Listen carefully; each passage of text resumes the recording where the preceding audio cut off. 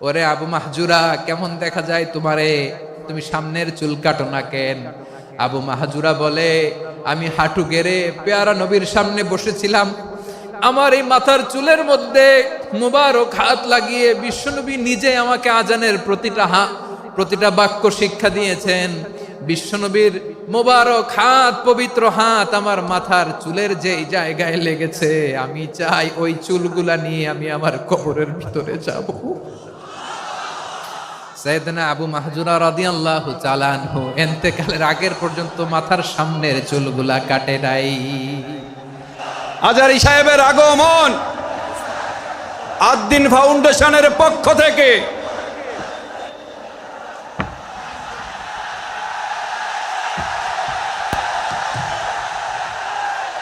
লিল্লাহে তাকবীর, লিল্লাহে তাকবীর।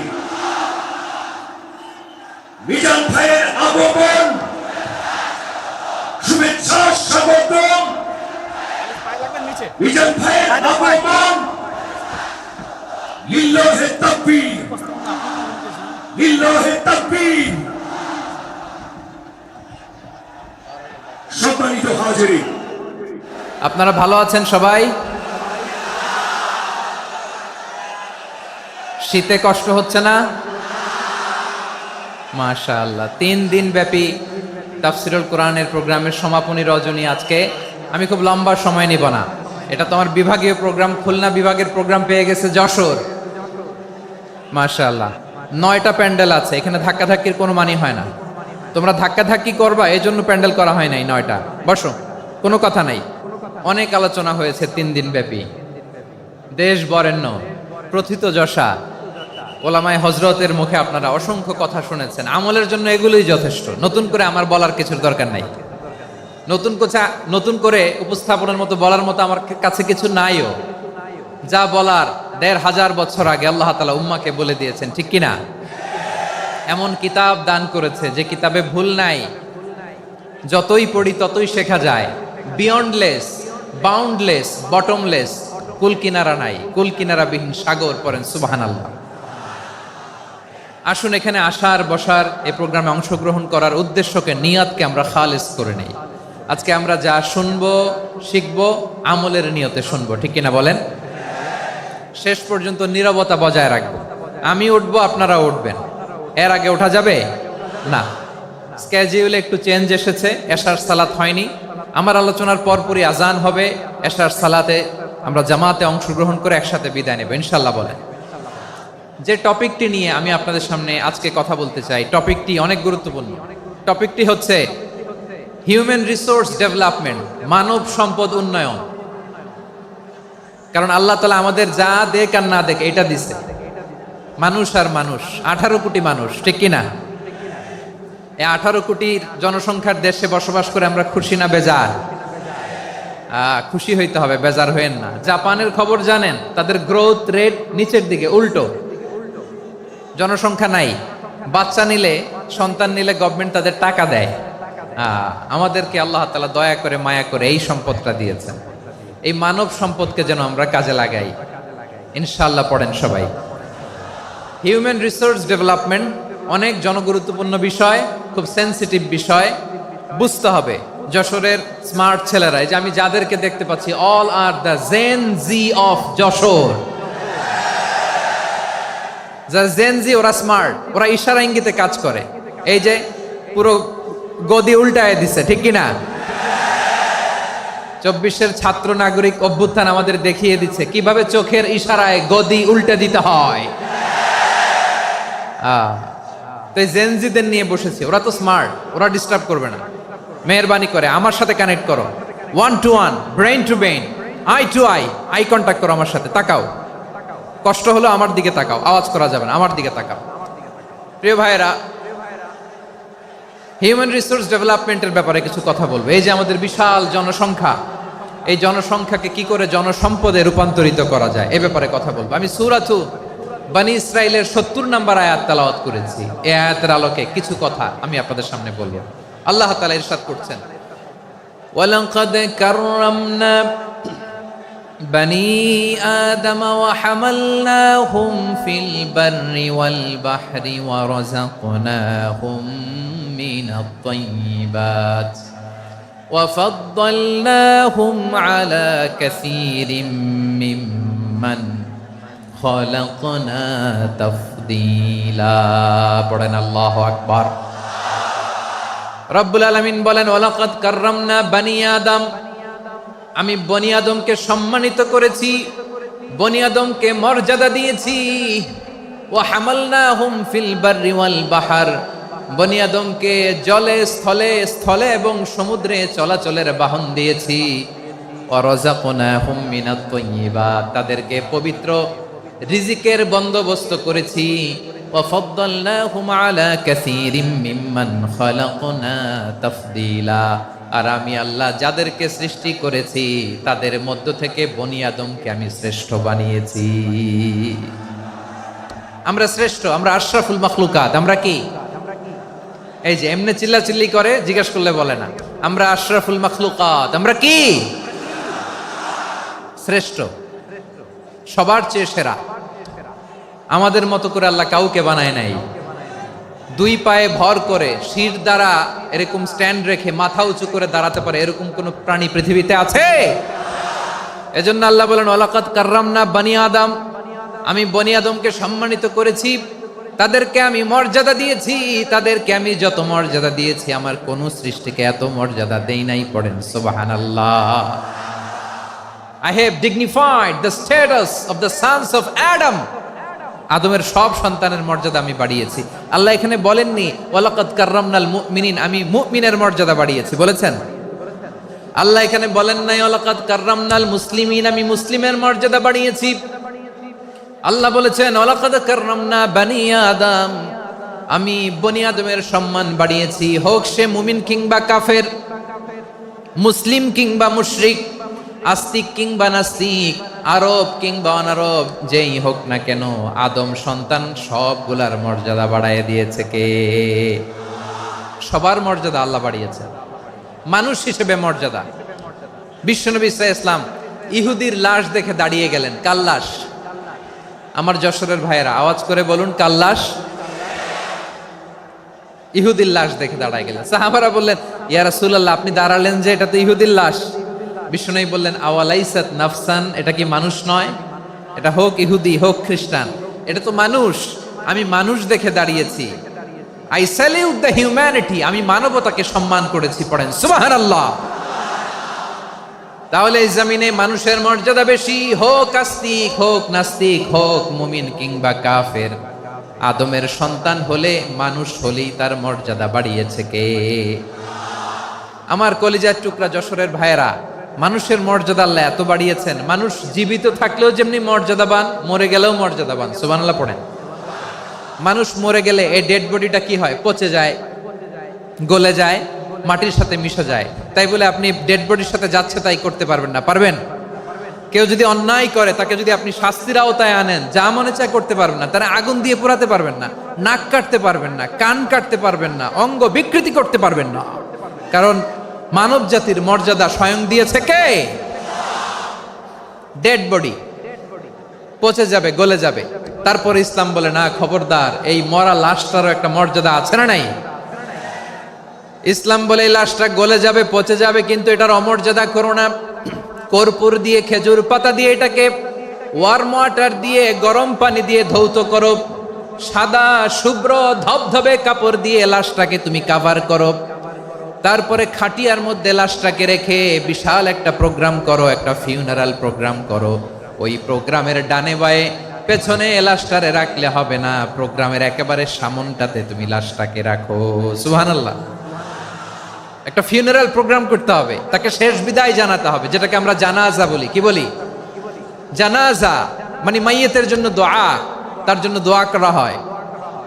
তাকে একটা সিস্টেমেটিক অর্ডারে কবরে রাখা হয়, সুন্দরভাবে সেটাকে কবরস্থ করা হয়, মাটি দেয়া হয়, পানি দেয়া হয়। তার মানে মরে গেলেও মানুষের সম্মান বাড়ায় দিয়েছে কে? এজন্য আল্লাহ বললেন ওয়ালাকাদ কাররামনা বানি আদম, বনি আদমের সম্মান মর্যাদা আমি আল্লাহ বাড়িয়ে দিয়েছি। মানুষের সম্মানে তুমি কখনো আঘাত করো না, ঠিক কিনা? তাহলে ভাই, প্রথম মেসেজ হচ্ছে the first and foremost message tonight to the people of Jessore. আল্লাহ বলেন, I have dignified the status of son of Adam. আমি বনি আদম সবার মর্যাদা বাড়িয়ে দিয়েছি, হোক আস্তিক নাস্তিক, হোক কাফের কিংবা মুশরিক, তার মর্যাদা বাড়াই দিছে কে? যখন বন্যা হয় আমরা ত্রাণ নিয়ে যাই, আমরা শুধু মুসলমানদেরকে ত্রাণ দেই নাকি? হ্যাঁ, আমরা মুসলমানকেও দেই, অমুসলমানকেও দেই, হিন্দুকেও দেই, বৌদ্ধকেও দেই। যেখানেই মানবতা বিপন্ন সেখানে ইসলামের হেল্পিং হ্যান্ড আছে না নাই? সুবহানাল্লাহ, কি দিন আমরা পেয়েছি, কি বিধান আমরা পেয়েছি। ওয়ালাকাদ কাররামনা বনি আদম, আমি বনি আদমকে সম্মানিত করেছি। এরপর আল্লাহ বললেন, ওয়া হামালনাহুম ফিল বাররি ওয়াল বাহর, মানুষকে স্থলে এবং সমুদ্রে চলাচলের বাহন আমি দিয়েছি। স্থলে কিভাবে চলবে, জলে কিভাবে চলবে, এই বাহনের ব্যবস্থা করেছে কে?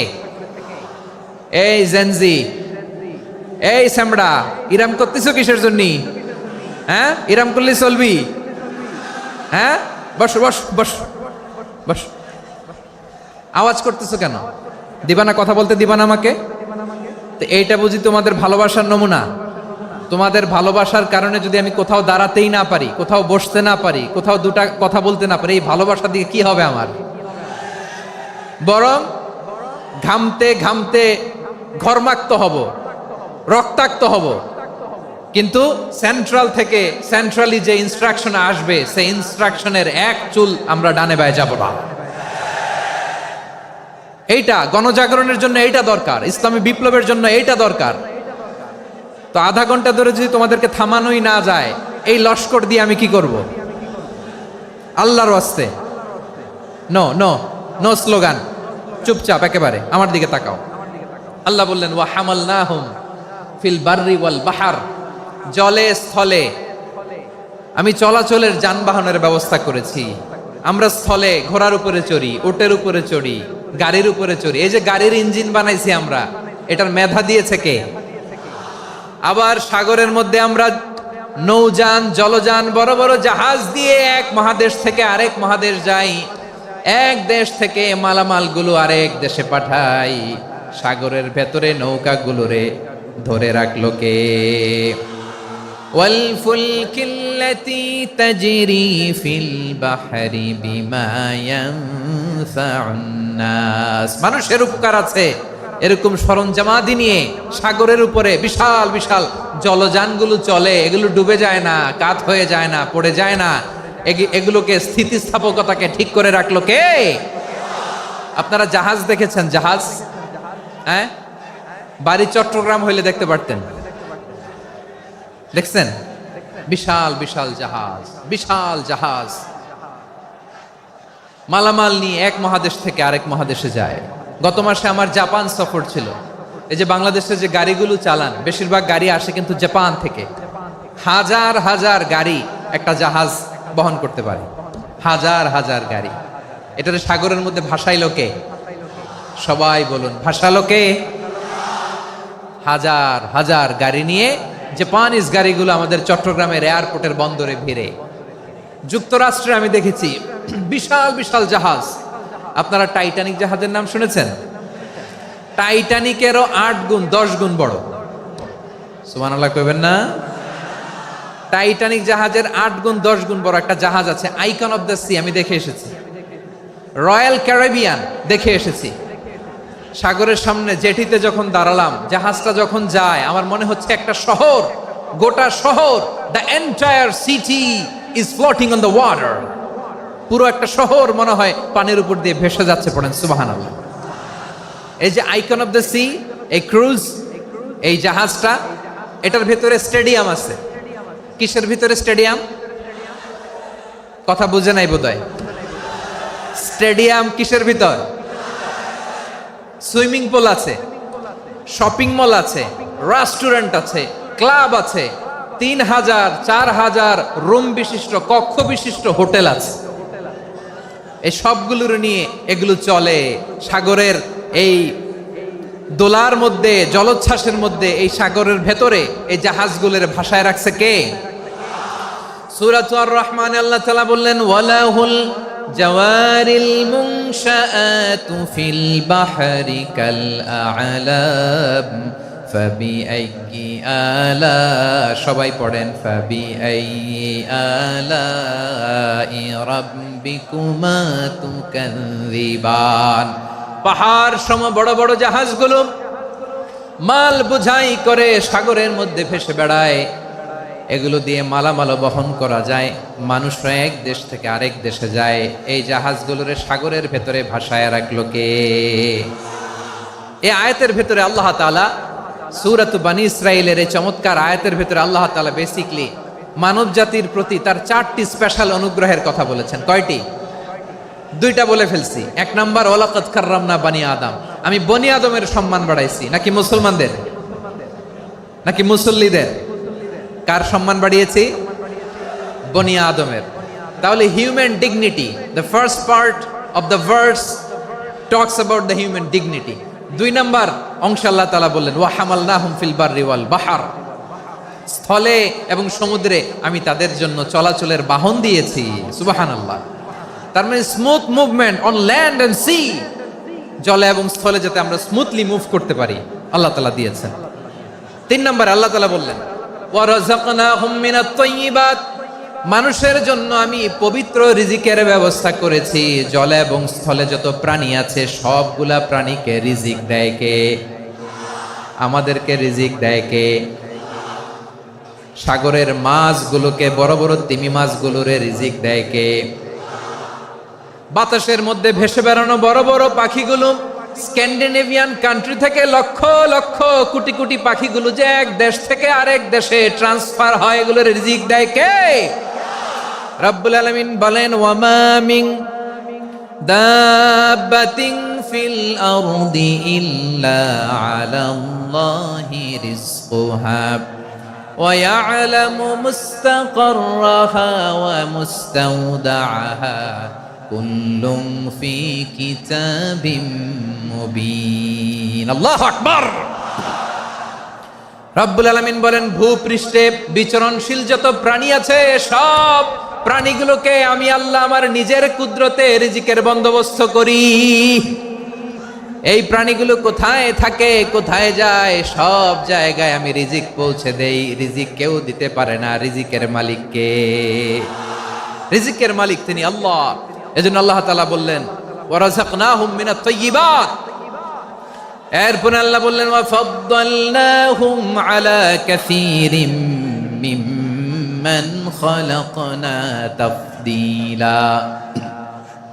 আমি যত প্রাণী সৃষ্টি করেছি সকল প্রাণীর মধ্যে মানুষের মর্যাদা শ্রেষ্ঠত্ব আমি দিয়েছি। সুবহানাল্লাহ পড়েন। তাহলে 1 নম্বরে আল্লাহ বললেন আমি বনি আদমের মর্যাদা বাড়ালাম। এরপরে বললেন স্থলে এবং সমুদ্রে চলাচলের জন্য যানবাহন দিলাম। 3 নম্বরে আল্লাহ বললেন পবিত্র রিজিকের ব্যবস্থা করে দিলাম। এরপরে আল্লাহ বললেন যত প্রাণী আছে, সৃষ্টি আছে, সবগুলার উপরে আমি মানুষকে শ্রেষ্ঠত্ব দিলাম। সুবহানাল্লাহ। তাহলে সবচেয়ে বেশি শ্রেষ্ঠত্ব মানুষের। কার? মানুষের। শুধু তাই নয় প্রিয় ভাইরা, আকাশ এবং জমিনে যা কিছু আছে সবকিছু মানুষের জন্য, মানুষের কল্যাণে, মানুষের প্রয়োজনে, মানুষের বশীভূত করে সৃষ্টি করেছেন কে? রব্বুল আলামিন বলেন হুয়াল্লাযী খালাকা লাকুম মা ফিল আরদি জামিআ। এই জমিনের মধ্যে যা কিছু আমি আল্লাহ সৃষ্টি করেছি সব কিছু আমি মানুষের জন্য সৃষ্টি করেছি। পড়েন সুবহানাল্লাহ। হুয়াল্লাযী খালাকা লাকুম মা ফিল আরদি জামিআ, যা আছে সব আমাদের জন্য, সব আমাদেরকে সার্ভিস দেওয়ার জন্য, আমাদের উপকারের জন্য, আমাদের কল্যাণের জন্য। আওয়াজ করে সবাই পড়ুন আল্লাহু আকবার। অন্য আয়াতে আল্লাহ বললেন ওয়াসাখখারা লাকুম মা ফিস সামাওয়াতি ওয়া মা ফিল আরদি জামিআম মিন ইন্না ফি যালিকা লাআয়াতিন লিকাউমি ইয়াতাফাক্কারুন। প্রথমে আয়াতে আল্লাহ বললেন জমিনে যা আছে সব তোমাদের কল্যাণে আমি সৃষ্টি করলাম। এরপরে আল্লাহ বললেন, আকাশেও যা আছে সব তোমাদের জন্য সৃষ্টি করলাম, তোমাদের অনুগত বানায় দিলাম। পড়েন সুবহানাল্লাহ। মানুষের কি ব্রেইন দেখেন, মানুষ জমিন ছেড়ে আকাশে চলে যায়। পাখি দেখে মানুষের শখ হলো, পাখি যেহেতু উঠতে পারে আমরাও পারবো। অরবিল রাইট, উইলবার রাইট, দুই ভাই মিলে আঁকাঝোঁকা করতে করতে করতে করতে প্লেন বানায় ফেললো। কোন সুবহানাল্লাহ। এখন পাখিও ওরে, আমরাও ওরি। এরপরেই মানুষের কৌতূহল থামে না এখানে, মানুষ চলে গিয়েছে চাঁদে। কোথায় গেছে? এখন কিন্তু চাঁদে জমি বিক্রি হয় জানেন। পৃথিবী নিয়ে মারামারি শেষ, রাশিয়া আমেরিকা এখন ধরছে চাঁদ আর মঙ্গল গ্রহ। এখন চাঁদে জমি বিক্রি হয়, মঙ্গলে জমি বিক্রি হয়। এই চাঁদ, মঙ্গল, বৃহস্পতি, শনি সব আল্লাহ তাআলা আমাদের জন্য বানিয়েছেন। সুবহানাল্লাহ পড়েন।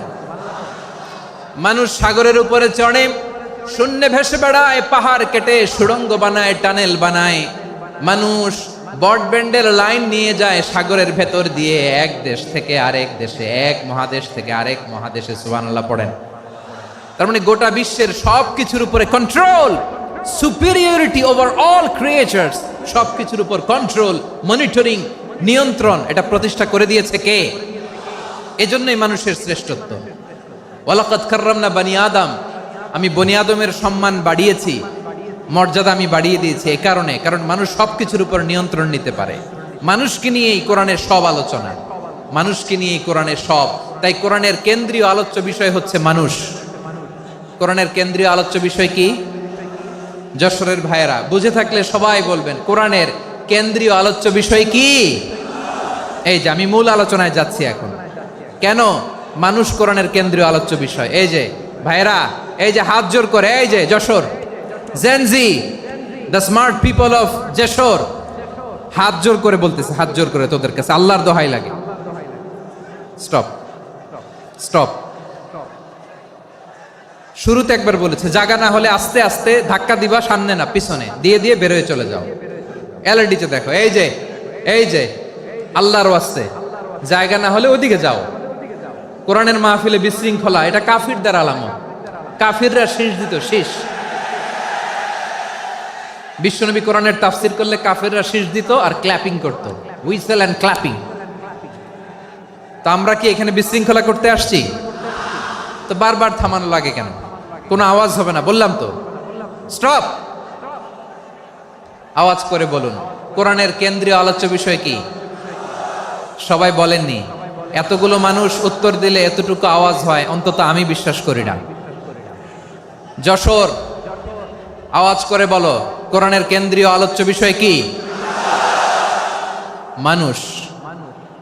এই মানুষ কোরআনের কেন্দ্রীয় আলোচ্য বিষয়। মানুষকে আল্লাহ স্বাধীনতা দিয়েছেন। ফামান শাআ ফালইউমিন ওয়া মান শাআ ফালইয়াকফুর। চাইলে মুমিন হতে পারো, চাইলে কাফের হতে পারো, তোমার ইচ্ছা। তবে জেনে রাখো, মুমিন হলে পাবা জান্নাত, কাফির হলে পাবা জাহান্নাম। নাও দ্য ডিসিশন ইজ ইয়ার্স। সিদ্ধান্ত তোমার, জান্নাতে যাবা না জাহান্নামে যাবা। যশোরের ভাইয়ের আওয়াজ করে বলুন, কই যেতে চান, জান্নাতে না জাহান্নামে? ডান দিকে না বাম দিকে? ডানপন্থী না বামপন্থী? চিল্লা চিল্লি না চুপচাপ? চুপচাপ কয়ে আবার চিল্লাচিল্লি শুরু করে দিচ্ছে। মাশাআল্লাহ। তাহলে কোরআনের কেন্দ্রীয় আলোচ্য বিষয় মানুষ। আমার সাথে থাকতে হবে, তোমাদেরকে নিয়ে আমি আলোচনা শেষ পর্যন্ত যাব। অনেক গুরুত্বপূর্ণ কথা বাকি আছে, আমাকে সহযোগিতা করতে হবে। মাশাআল্লাহ, এই তো ঠান্ডা হয়েছে। হ্যাঁ, ঠিক আছে ঠিক আছে ঠিক আছে।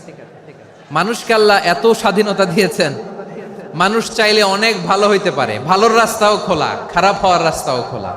ভালো হইলে মানুষ অনেক ভালো, খারাপ হইলে অনেক খারাপ। ভালো হইলে সবচেয়ে ভালো, খারাপ হইলে সবচেয়ে খারাপ। এজন্য সিদ্ধান্ত আপনাকে নিতে হবে। আল্লাহ তাআলা বলছেন, লাকাদ খালাকনাল ইনসানা ফি আহসানি তাকওয়িম সুম্মা রাদাদনাহু আসফালা সাফিলিন। আমি মানুষকে অনেক সুন্দর অবয়বে, সুন্দর আকৃতিতে সৃষ্টি করেছি। তার শুধু চেহারার ডিজাইনটাই সুন্দর নয়, তার ব্রেনটা বড্ড সুন্দর, তার মানসিকতা বড্ড সুন্দর, তার সৃজনশীলতা বড্ড সুন্দর। পড়েন সুবহানাল্লাহ। আমাদের চেহারা, অবয়ব, ডিজাইন যে সুন্দর তা না, আমাদের ব্রেনটা অনেক সফিস্টিকেটেড ব্রেন। অনেক সফিস্টিকেটেড। এই 1.5 কেজি ব্রেন ইউজ করে মানুষ গোটা বিশ্বে সভ্যতা বিনির্মাণ করেছে, ঠিক কিনা? এই ব্রেন আল্লাহ তাআলা আমাকে দিয়েছে। এটারে কাজে লাগালে, আপনার 6 সেন্স কাজে লাগালে আপনি অনন্য মানুষ হয়ে উঠবেন, মহামানবে রূপান্তরিত হবেন। মানুষ হতে পারে, চাইলেই মহামানব হতে পারে। আবার যদি মানুষ চায় খারাপও হতে পারে। আল্লাহ বললেন শুধু ভালোই না, ভালো হতে চাইলে অনেক ভালো তুমি হতে পারো, আবার খারাপ হতে চাইলে অনেক খারাপ তুমি হতে পারো। সুম্মা রাদাদনাহু আসফালা সাফিলিন।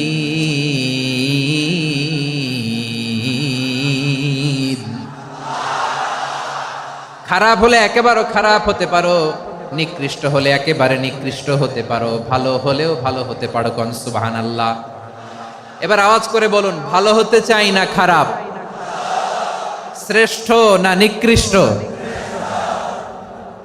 মানুষ ভালো হলে মানুষ ফেরেশতার চেয়েও ভালো, মানুষ খারাপ হলে সে পশুর চেয়েও খারাপ। কথা ঠিক কিনা বলেন?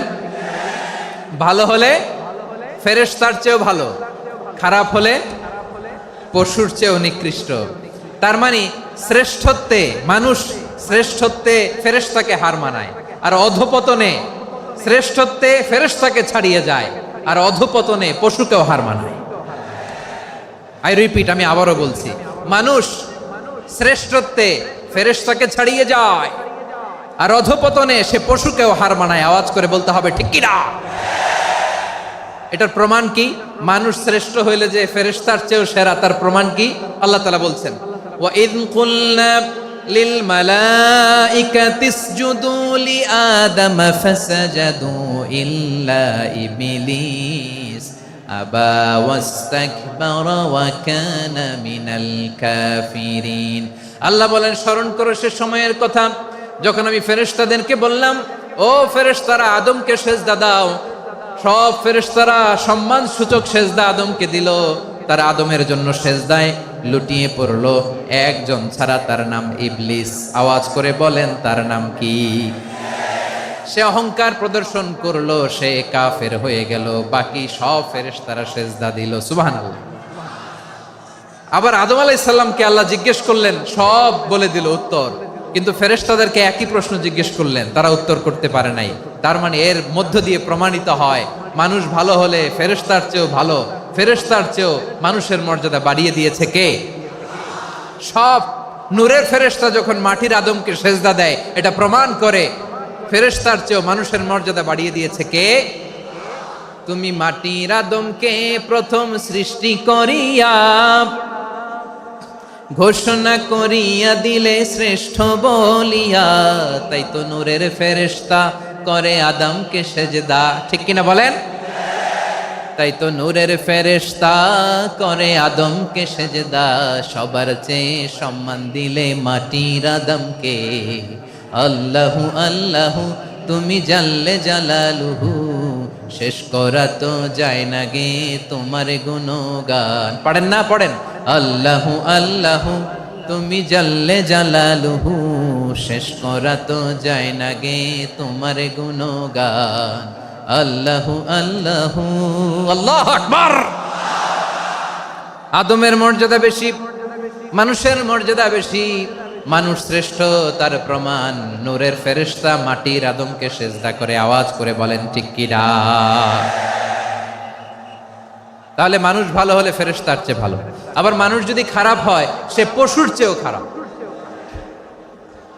অধপতনে পশুত্বকে হার মানায়। তার প্রমাণ, তার প্রমাণ কি? তার প্রমাণ হচ্ছে যশোরের ভাইরা দেখবেন পত্রিকায় নিউজ পেপারে মাঝে মাঝে এরকম দেখা যায়, এক মানুষ আরেক মানুষকে হত্যা করে 20 টুকরা করে বস্তার ভিতরে ভরেছে। আপনারা এই নিউজ পড়েন নাই না? দেখেন নাই? দেখছেন? মানুষ মানুষকে হত্যা করে কয় টুকরা? জোরে বলেন। এখানেই ক্ষান্ত হয় না, আবার কোথায় ভরছে? বস্তার ভেতরে। আচ্ছা, বুঝে থাকলে আওয়াজ করে বলেন, কোনদিন শুনছেন একটা হাতি আর একটা হাতিকে হত্যা করে 20 টুকরা করছে, এরপরে বস্তার ভিতরে ভরছে? হইছে?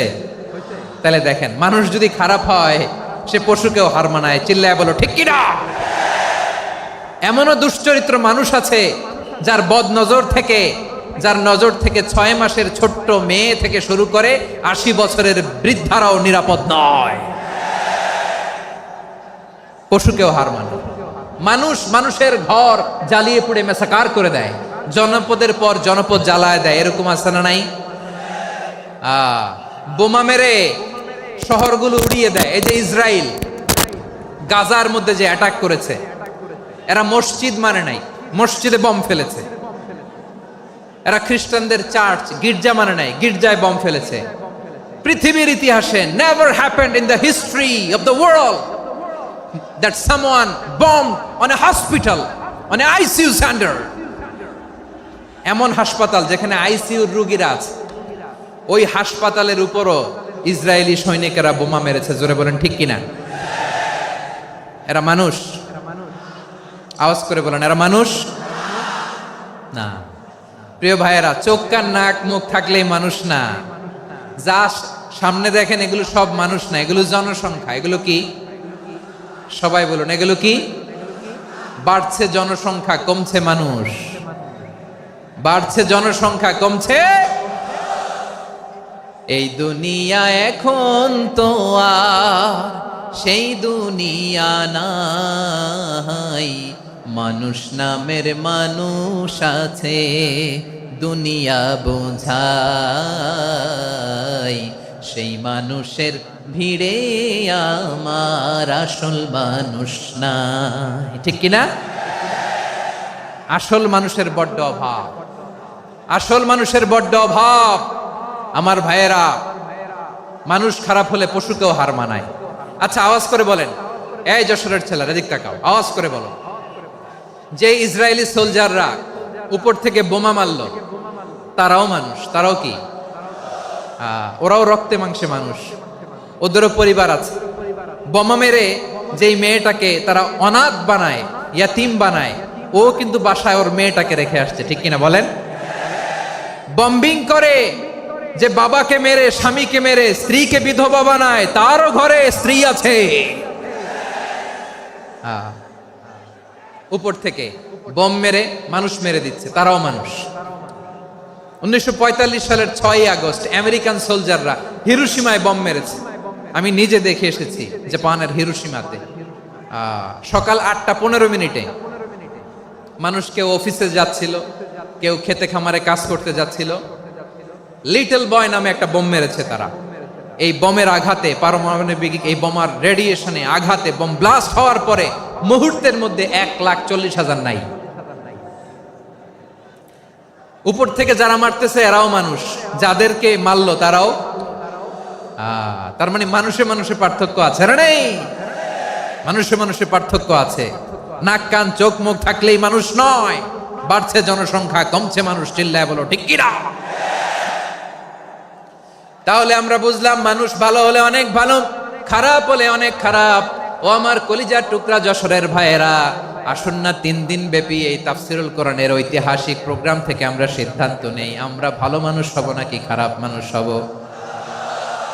কলিজা থেকে, প্রাণ থেকে আওয়াজ করে সবাই বলুন, ভালো মানুষ নাকি খারাপ মানুষ? ভালো মানুষ হইতে হবে। ভালো মানুষ যারা জগৎটাকে এনলাইটেন করবে, যারা এনলাইটেন করবে, যারা সত্যের বীর সেনানী হয়ে দাঁড়াবে, যারা সত্যের পক্ষে কথা বলবে, যারা জালিমের মসনদকে ভেঙে খান খান করে দেবে। এরকম হওয়ার দরকার আছে না নাই? এরকম ভালো মানুষ আমরা হতে চাই কি চাই না? মানুষকে যত্ন নিলে মানুষ যে কত ভালো হয় আপনি কল্পনাও করতে পারবেন না। এই যে আপনাদের যশোরে যে ভালো ছেলেগুলো আছে, যে ভালো তরুণগুলো আছে, যে যুবকগুলো আছে, যে ভালো আলেমরা আছে, ভালো নেতারা আছে, সবাই যদি তাদের মতো হতো, পুরো যশোরটা একটা জান্নাতের টুকরা হয়ে যেত। আওয়াজ করে বলেন ঠিক কিনা? মানুষকে নার্চারিং করলে, মানুষকে পলিশ করলে, মানুষকে গ্রুমিং করলে, মানুষকে সঠিক তারবিয়া দিলে মানুষ অনন্য হয়ে ওঠে। প্রতিটি মানুষ অনন্য। আমি অনন্য, আপনি অনন্য, আমরা সবাই অনন্য। সুবহানাল্লাহ বলেন। মানুষকে আল্লাহ তাআলা দিয়েছেন অসীম ক্ষমতা, অসীম ক্ষমতা। সুবহানাল্লাহ। একটা মানুষ পারে না এমন কিছু নাই। একটা মানুষ পারেন এমন কিছু নাই, বিশ্বাস করতে হবে মানুষ যা কল্পনা করতে পারে ওইটা মানুষ করে দেখাতে পারে। যশোরের ভাইয়ের আই রিপিট, আমি আবারও বলছি, এই চিল্লাচিল্লি করলে আমার এই গুরুত্বপূর্ণ কথা তোমরা মিস করবা। আমরা যখন আমার পিতার পৃষ্ঠদেশে ছিলাম, পিতার পৃষ্ঠদেশ থেকে শুক্রাণু যখন মায়ের গর্ভদেশে যেয়ে পড়ে, কতটা শুক্রাণু ভ্রমণ শুরু করে জানো? 20 কোটি শুক্রাণু। একবার সিমেন আউট হলে সেখানে 20 কোটি শুক্রাণু থাকে, ভ্রমণ শুরু করে। ওই 20 কোটি শুক্রাণুর মধ্যে থেকে তুমি আমি আজকে এক বিকশিত শুক্রাণু মানব রূপে পৃথিবীতে এসেছি। সুবহানাল্লাহ। ওই 20 কোটি শুক্রাণুর প্রতিযোগিতায় সবাইরে পেছনে ফেলে সেদিন আমি সফল হয়েছিলাম, সেদিন আমি বিজয়ী হয়েছিলাম। সেদিন আমি এত ছোট ছিলাম, মাইক্রোস্কোপ দিয়েও আমার অস্তিত্ব টের পাওয়া যায় না। আমি এত তুচ্ছ ছিলাম, নগণ্য ছিলাম, আমার কান ছিল না, আমার চোখ ছিল না, আমার হাত ছিল না, আমার জন্য রিকমেন্ডেশন করার মতো মামু ছিল না, খালা ছিল না, কেউ ছিল না। তারপরেও ওই প্রতিযোগিতায়, ওই কম্পিটিশনে যখন আমারে কেউ হারাতে পারে নাই, আল্লাহর জমিনেও আমারে কেউ হারাতে পারে না। হারার জন্য তোমার জন্মই হয় নাই, তুমি আসছই জিতার জন্য। সুবহানাল্লাহ। বিশ্বনবী বলেন, আন্নাসু মাআদিন কামাআদিনিয যাহাবি ওয়াল ফিদ্দা খিয়ারুহুম ফিল জাহিলিয়াতি খিয়ারুহুম ফিল ইসলাম। Peoples are like mines of gold and silver. সোনার খনি, রূপার খনি, এর চেয়েও বড় খনি হচ্ছে এই মানব সম্পদের খনি। আওয়াজ করে বলেন আল্লাহু আকবার। আল্লাহ তাআলা এই সম্পদ আমাদেরকে দিয়েছে। বিশ্বনবী বলেন, মানুষ হচ্ছে খনির মতো। খিয়ারুহুম ফিল জাহিলিয়াতি খিয়ারুহুম ফিল ইসলাম। জাহিলি যুগে যারা সেরা, ইসলামেও তারা সেরা। ইদা ফাকুহু, যদি তারা বুঝবান হয় তাহলে তাদেরকে সেরা বানায় দিবে কে? তাহলে মানুষের চেয়ে সেরা কেউ হতে পারে? মানুষের চেয়ে অনন্য কেউ হতে পারে? মানুষকে কেউ হারাতে পারে? আওয়াজ করে বলো, তোমাকে কেউ হারাতে পারবে? এই সাহস জাগছে আজকের আলোচনা থেকে। আমি তুমি অনন্য, আমাকে তোমাকে হারায়া দেওয়া এত সহজ না, ঠিক কি না? একটা কথা জীবনের সাথে সেট করে নিতে হবে, আমি জিতি নয় শিখি, আমি কখনো হারি না। জীবনের সাথে সেট করে নাও, জেনজি অফ জেসর, আমি কখনো হারি না, আমি হয় জিতি নয় শিখি। চিল্লায় বলো ঠিক কি না? আমি কখনো হারি না, আমার হারানো এত সোজা না। কি সাহস জাগছে? বুকে সাহস জাগছে? তাকবীর পড়ো, লিল্লাহে তাকবীর। তাহলে বিশ্বনবী বললেন, নাসু মাআদিন, মানুষ হচ্ছে খনি। এই ধাক্কা ধাক্কি, আমি জানি এগুলো ভালোবাসার ধাক্কা ধাক্কি, এজন্য আমি সহ্য করে নেই। এগুলো যে ভালোবাসার ধাক্কা ধাক্কি, এটা আমরা বুঝি। পৃথিবীর কোন আইন, সিকিউরিটি প্রটোকল দিয়ে এটারে মানানো যাবে না, কারণ এটা তো ভালোবাসা, লাভ। লাভ কোন আইন কানুন দিয়ে বাধা যায় না, মানানো যায় না, ঠিক কিনা বলো?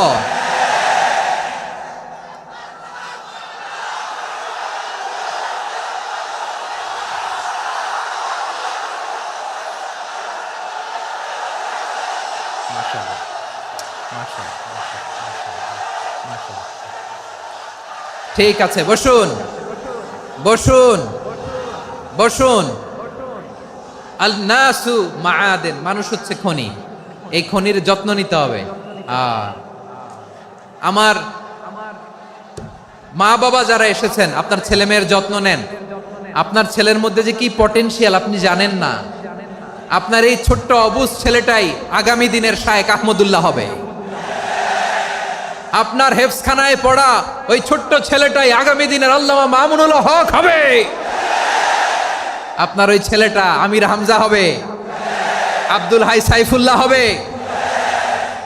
এভাবে বড় বড় আলেম হবে, তারা যুগশ্রেষ্ঠ আলেম হবে। সেই একদিন এই বাংলাদেশের পার্লামেন্টে যে বক্তব্য দিয়ে যশোরের পক্ষে কথা বলবে। আপনি জানেন না, কাউকে ছোট করবেন না আপনি। ওর কনফিডেন্স আপনি কমাবেন না, আপনি কমাতে পারেন না। প্যান্ডেলে আমার যে মা বোনেরা আছেন, ছেলে মেয়েদেরকে কখনো ছোট করে কথা বলবেন না। ও যে কোথায় যাবে আপনি জানেন না। আপনি মা হয়ে তাকে সাহস দিবেন, তার কল্পনার জগৎটাকে সাজাতে তাকে উৎসাহিত করবেন, ঠিক কিনা বলেন? আর আমার প্যান্ডেলের আমার প্রিয় শ্রদ্ধাশীলা মায়েরা বোনেরা, আপনারা তো আরো দামি সম্পদ। বিশ্বনবী বলেন, আর দুনিয়া কুল্লুহা মাতা। আল্লাহ আল্লাহ আল্লাহ, বিশ্বনবীর কথার ওজন দেখেন, আর দুনিয়া কুল্লুহা মাতা ওয়া খায়রু মাতা'আদ দুনিয়াল মারআতুস সালিহা। বিশ্বনবী বলেন, দুনিয়ায় যা দেখো সব আল্লাহর দেওয়া অ্যাসেট, মানে সম্পদ। আর এত অ্যাসেটের ভিড়ে সবচাইতে শ্রেষ্ঠ সম্পদ হচ্ছে নেককার নারী। সুবহানাল্লাহ। ভাইয়েরা, বোনের সাথে খারাপ আচরণ করো না। সন্তান, মায়ের সাথে খারাপ আচরণ করো না। আমাদের মায়েরা আমাদের asset, they are our priceless asset. কারণ এই মায়েদের পেটে এসেছে আল্লাহর ওলিরা, এই মায়েদের পেটে এসেছে খান জাহান আলী, এই মায়ের পেটে এসেছে শাহজালাল ইয়ামানি, এই মায়ের পেটে এসেছে আল্লাহর সব নবীরা। নাকি নবীরা আকাশ থেকে ধপ করে জমিনে নেমে আসছে? মায়ের পেটে আসছে। এই মায়ের পেটগুলো খনি। আমার সম্মানিতা মায়েরা, বোনেরা, নিজেকে ইসলাম দিয়ে সাজান, নিজেকে ইসলাম দিয়ে সাজান, নিজেকে পবিত্র রাখুন, নিজের আব্রু ইমান ইজ্জতের হেফাজত করুন, কোরআন পড়ুন, সুন্নাহ পড়ুন। আপনি জানেন না আপনার গর্ভে কে আসছে, কোন ক্ষণজন্মা পুরুষকে আল্লাহ তাআলা আপনার গর্ভে পাঠাবে আপনি জানেন না। মায়েরা, নিজেদেরকে পবিত্র রাখুন, ইসলাম চর্চা করুন, কোরআন চর্চা করুন, নৈতিকতা দিয়ে নিজেকে সাজান। যশোরের জেনজি, নিজেদেরকে প্রস্তুত রাখো আগামীর বাংলাদেশের জন্য। নৈতিকতা, মোরালিটি, ভ্যালিউজ দিয়ে নিজেকে সাজাও, ইসলাম দিয়ে নিজেকে সাজাও। কারণ আগামীর বাংলাদেশ ইসলামের বাংলাদেশ। বাংলাদেশের আসল পরিচয় ইসলাম। বাংলাদেশের আসল পরিচয় কি? সবাই বলে না। বাংলাদেশের আসল পরিচয় কি? এই ইসলাম নিয়ে আমরা সংসদ ভবন সাজাবো, রাজি আছি না নাই? শেকড় ভুলে যাওয়া যাবে না। আমরা ধাপে ধাপে শারিয়া আইনের দিকে যাব ইনশাআল্লাহ, কিন্তু জঙ্গিবাদ দিয়ে নয়, কট্টর পন্থা দিয়ে নয়। আমরা ইন্টেলেকচুয়ালি, গ্রাজুয়ালি, ধাপে ধাপে শারিয়া আইনের দিকে মুভ করব ইনশাআল্লাহ। বলো লিল্লাহি তাকবীর। এদেশের আসল পরিচয় সবাই বলে না, আওয়াজ করে, এদেশের আসল পরিচয়। এদেশে আজান শুনে সূর্য ওঠে শহর গ্রামে, এদেশে আজান শুনে সূর্য ডুবে সন্ধ্যা নামে, এদেশে সকল কাজে সবাই বলে বিসমিল্লাহ, এদেশে ভালো কিছু দেখে শুনে হাসি মুখে সবাই বলে মাশা আল্লাহ। সুবহানাল্লাহ, সুবহানাল্লাহ, সুবহানাল্লাহ, সুবহানাল্লাহ, সুবহানাল্লাহ, সুবহানাল্লাহ, সুবহানাল্লাহ, সুবহানাল্লাহ। ও নবীন তরুণ, তোমার কিসের এত ভয়? জেনে রেখো বাংলাদেশের আসল পরিচয়। বাংলাদেশের আসল পরিচয় ইসলাম। আওয়াজ তুলে বলো, আসল পরিচয় কি? এদেশে পরস্পরে দেখা হলে দেয় সালাম, এদেশে আমজনতার হৃদয় জুড়ে পাক্কালাম। ঠিক কি না? এদেশে বিপদ এলে সর্বজনে সর্বক্ষণে দোয়া পড়ে ইন্না লিল্লাহ, সুবহানাল্লাহ, সুবহানাল্লাহ, সুবহানাল্লাহ, সুবহানাল্লাহ। এদেশে আজান শুনে সূর্য ওঠে শহর গ্রামে, এদেশে আজান শুনে সূর্য ডুবে সন্ধ্যা নামে, এদেশে সকল কাজে সবাই বলে বিসমিল্লাহ, এদেশে ভালো কিছু দেখে শুনে হাসি মুখে সবাই বলে মাশা আল্লাহ। সুবহানাল্লাহ, আওয়াজ করে সুবহানাল্লাহ, সুবহানাল্লাহ, সুবহানাল্লাহ, সুবহানাল্লাহ। সবাই একসাথে সুবহানাল্লাহ, সুবহানাল্লাহ, সুবহানাল্লাহ, সুবহানাল্লাহ। এদেশের আসল পরিচয় কি? আওয়াজ করে বলতে ভয় লাগে। এদেশের আসল পরিচয় কি?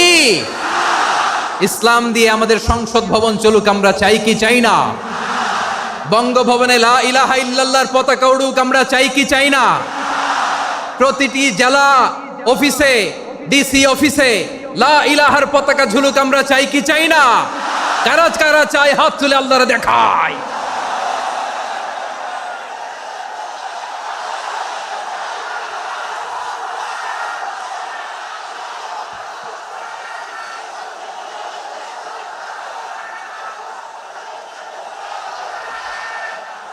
মাশাআল্লাহ, মাশাআল্লাহ, মাশাআল্লাহ, মাশাআল্লাহ। যশোর, আওয়াজ করে বলো, ভালো মানুষ না খারাপ মানুষ? বুঝে বলছো তো? মানুষ ভালো হলে যে কত ভালো। এই মানুষকে যত্ন নিলে, মানুষকে মানুষ বানালে যে সে কি হতে পারে শুনবা? হ্যাঁ, নাকি মোনাজাত দিয়ে দিব? শুনবা? তাহলে থামতে হবে। থামো, আমি যখন বলবো থামো থামো, তাকবীরের সময় দিলে তাকবীর। থামো থামো। মানুষকে যত্ন নিলে, এই এদিকে এদিকে, ড্রোন নামায় ফেলো। হয়েছে, ড্রোনের ফুটেজ হয়ে গেছে, এবার ড্রোন নামায় ফেলো। আমার দিকে তাকাও। মানুষকে, তোমরা এদিক সেদিক তাকালে তো গুরুত্বপূর্ণ পয়েন্ট মিস হয়ে যাবে। এদিকে এদিকে, হ্যাঁ মাস, ঠিক আছে, এদিকে। মানুষকে যত্ন নিলে মানুষের মধ্যে যারা কি পটেনশিয়াল রেখেছে। আমি জাপানের দুইটা উদাহরণ দেই। জাপানের, এই এই এভাবে এভাবে হবে, হয় বসো নয় পেছনে, কথা নাই, কথা তো বলাই যাবে না, হারাম কথা বলা। আজকে একেবারে চুপ, আজকের জন্য হারাম করে দিছে আমি, এই কিছু সময়ের জন্য একেবারে নিষিদ্ধ। জাপানের দুইটা উদাহরণ দেই, খেয়াল করে একটু শুনেন, বুঝবেন। আল্লাহ, 2022 সালে জাপানের সাথে জার্মানির খেলা, ফিফা ওয়ার্ল্ড কাপ 2022। এক পক্ষে জাপান, আরেক পক্ষে কোন দেশ? কথা শুনে নাই।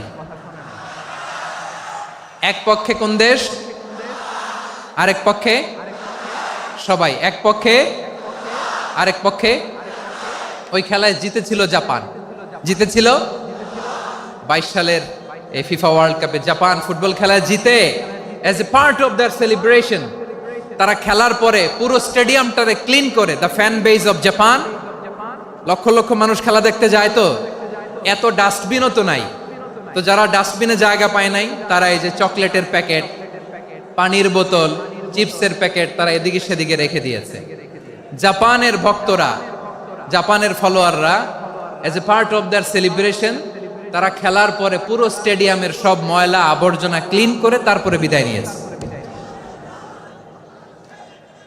তাদেরকে কি ক্লিন করার দায়িত্ব দেওয়া হয়েছিল? এই যশোর, জাপানের যে ছেলেরা খেলা দেখতে গেছিল, ওদেরকে কি ক্লিন করার দায়িত্ব দিছিল? তারা কি স্টেডিয়ামের পরিচ্ছন্নতা কর্মী? তাদের আকল, তাদের সিক্স সেন্স তাদেরকে বলেছে। ছোটবেলা থেকে জাপান গভর্নমেন্ট ওদেরকে এত পরিচ্ছন্নতা শেখায়, ক্লিনলিনেস অ্যাওয়ারনেস ক্যাম্পেইন করায়। ক্লাসে আমি দেখেছি, ক্লাসে নিজের বেঞ্চ নিজে মুছে, ক্লাসের মাঝখানে একটা সময় দেয়, নিজের টেবিল নিজে মুছে, নিজের ক্লাসরুমটা নিজে পরিষ্কার করে। রাস্তাঘাটে একটা ধুলা নাই, ময়লা নাই, একটা টিস্যু নাই। খেলার পরে গোটা বিশ্বকে তাক লাগিয়ে দিয়েছে। জাপানের ফ্যানরা সবার রেখে যাওয়া গার্বেজ, টিস্যু, বোতল পরিষ্কার করে তারপরে স্টেডিয়াম থেকে বিদায় নিয়েছে। আমরা কেন এমন হইতে পারলাম না? আমরা কেন এমন হইতে পারলাম না? জাপানের যারা এগুলো করছে, ওদের 3টা করে চোখ না? চোখ তো 3টা, জাপানো লাগো, জাপানো লাগো। হাত তো 4টা, কান তো 6টা। হ্যাঁ, নাকি আমার মতো 2 হাত 2 কানওয়ালা মানুষ? চোখে দেখলে ওটা মানুষ না। চিন্তা করছেন? তার মানে জাপানিজদেরকে যে গ্রুমিং করে শিখানোর মাধ্যমে পরিচ্ছন্ন বানানো গেছে। ওরা যেমনি মানুষ, আমরাও মানুষ। আমাদের সন্তানদেরকে শেখালে তারাও পারবে। পারবে কিনা? 2 নম্বর উদাহরণ বলি। চট্টগ্রাম ফেনীতে যারা গিয়েছেন, মেঘনা গোমতী ব্রিজ প্রকল্প নাম শুনছেন? মেঘনা একটা ব্রিজ পার হওয়া লাগে। এই মেঘনা গোমতী, এখানে 3টা ব্রিজ, কাঁচপুর সহ, এই 3টা ব্রিজের নির্মাণ কাজ, রেনোভেশনের কাজ দেয়া হয়েছিল জাপানের একটা কোম্পানিকে। কাকে? জাপানের কোম্পানির নির্মাণ শেষে 738 কোটি টাকা বেঁচে গেছিল।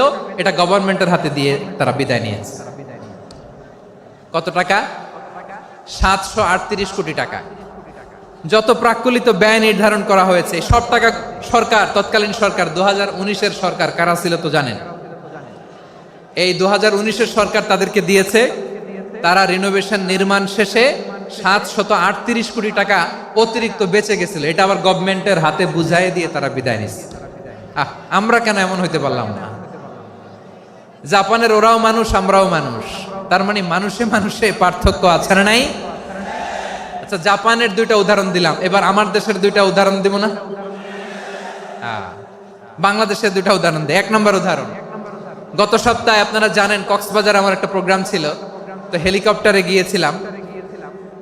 ফেনী জেলা যখন পার হচ্ছি আমি দেখলাম 3টা উইন্ড মিল চিনেন তো, বিশাল পিলার, 3টা-4টা পাখা থাকে, বায়ু বিদ্যুৎ কেন্দ্র, বাংলাদেশের প্রথম বায়ু বিদ্যুৎ কেন্দ্র এটা, মুহুরী প্রজেক্ট বলে এটা সম্ভবত, মুহুরী প্রজেক্ট।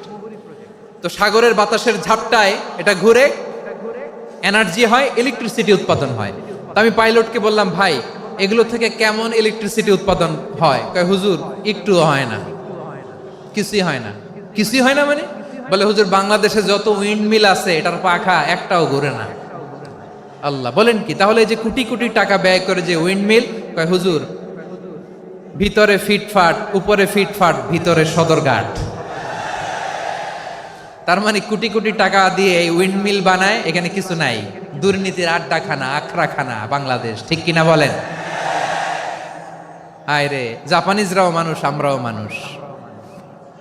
আমার এক নিকটাত্মীয় সরকারি চাকরিজীবী, উনি আমাকে বললেন, বাংলাদেশের আর একটা উদাহরণ দেখি, উনি আমাকে বললেন যে প্রতি বছর আমাদের অফিসের ফার্নিচার চেঞ্জ করে। আমি বললাম প্রতি বছর ফার্নিচার চেঞ্জ করে কেন? বলে যে ফার্নিচার নতুন পারচেজ করলেই তো এখানে টাকা, নতুন কিনতে পারলেই টাকা, নতুন উন্নয়নের সবক শোনাতে পারলেই টাকা। প্রথম আলোর রিপোর্ট, কি আলো? প্রথম আলোর রিপোর্ট, গত 15 বছরে উন্নয়নের নামে লুটপাট হয়েছে প্রায় 3.25 লাখ কোটি টাকা। কার রিপোর্ট? আমাদের বানানো কথা, প্রথম আলোর রিপোর্ট। গত 15 বছরে কারা ছিল জানেন তো? হ্যাঁ, শুধু ওনাদেরকেই দোষ দিয়ে লাভ নাই। স্বাধীনতার পর থেকে শুধু শাসকের হাত বদল হয়েছে, আমরা কিছু পাই নাই, ঠিক কিনা বলেন? শুধু ওনাদের দোষ দিয়ে কি লাভ? একদল খাইছে, আরেক দল খাওয়ার জন্য রেডি হয়ে আছে। আমরা এরকম চাই না। আমরা চাই স্বাধীন সার্বভৌম বাংলাদেশ, আমরা চাই দুর্নীতিমুক্ত বাংলাদেশ। আমি নিউজটা যে কতবার পড়লাম, এটা কি সম্ভব? 3.25 লাখ কোটি টাকা লুটপাট, মানে লুটপাট করতে করতে এদেশের জনগণকে ফুটপাতে বসায় দিচ্ছে। প্রিয় ভাইয়েরা, তাহলে জাপানের মানুষও মানুষ, আমরাও মানুষ। সিদ্ধান্ত আপনার, কোন মানুষ হবেন, ভালো মানুষ না খারাপ মানুষ? আজকের আলোচনার বিষয় হচ্ছে মানব সম্পদের উন্নয়ন, human resource development. It's a process to increase the capacity of knowledge, skill, capacity of the people of a country. একটা দেশের মানুষের জ্ঞান, তাদের দক্ষতা কি করে বাড়ানো যায়, বাড়িয়ে দেশের উন্নয়ন করানো যায়, এটাই হচ্ছে মানব সম্পদ উন্নয়নের মূল কথা। তাহলে মানব সম্পদ হচ্ছে একটা দেশের সবচাইতে শক্তিশালী পুঁজি। প্রাকৃতিক সম্পদ, খনিজ সম্পদের চেয়েও দামি হচ্ছে মানব সম্পদ। আমার প্রিয় যশোর, প্রাকৃতিক সম্পদ, খনিজ সম্পদের চেয়ে দামি সম্পদ কি সম্পদ? আল্লাহ তাআলা দয়া করে আমাদেরকে এই মানব সম্পদ দিয়েছেন। আসুন আমাদের এই মানুষগুলোকে আমরা সোনার মানুষ বানাই। রাজি আছেন তো সবাই? রাজি আছেন? মানুষ পারে না এমন কোনো কিছু নাই, চাইলে সব পারে। এজন্য মানুষকে তারবিয়া দিতে হবে, যথাযথভাবে তাদেরকে গড়তে হবে। আসুন আমরা সিরাতের আয়নায় বিশ্বনবীর জীবনী থেকে দেখি তিনি কিভাবে হিউম্যান রিসোর্সকে ম্যানেজ করতেন। যদি আপনাদের সময় হয়, 2-1টা উদাহরণ দিয়ে আজকে আমি আমার আলোচনার বিদায় নিব। হবে সময় হবে কয়েক মিনিট? হ্যাঁ, শান্ত থাকবেন তো? শান্ত থাকবা?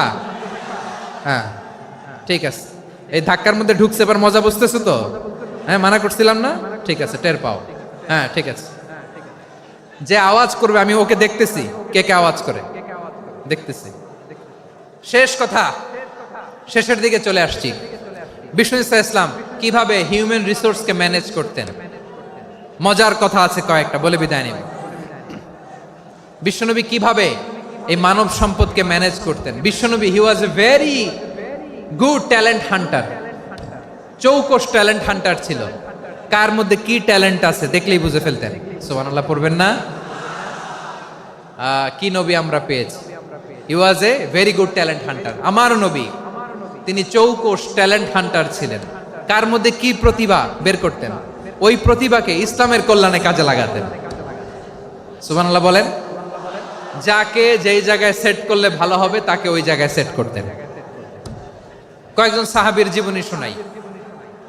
আবু মাহজুরা রাদিয়াল্লাহু তাআলা আনহু, মক্কার মুয়াজ্জিন, আগে ছিল মুশরিক, পরে হইছে মুমিন।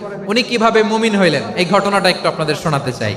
তা আপনাদের তো সময় নাই হাতে, হ্যাঁ সময় আছে?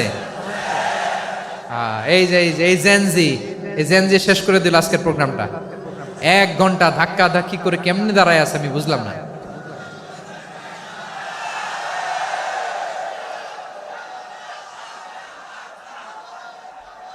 না না তাকবিন না, চুপ করতে হবে।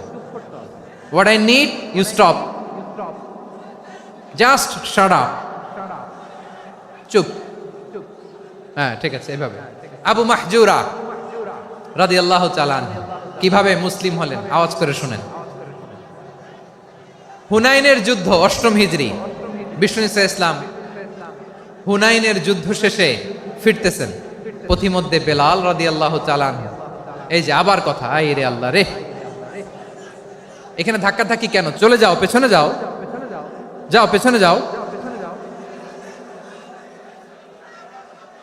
কি আজীব তামাশা, যেখানে যায় এখানে ধাক্কা ধাক্কি, মারামারি, গায়ের উপরে কাঁধের উপরে শাউটিং।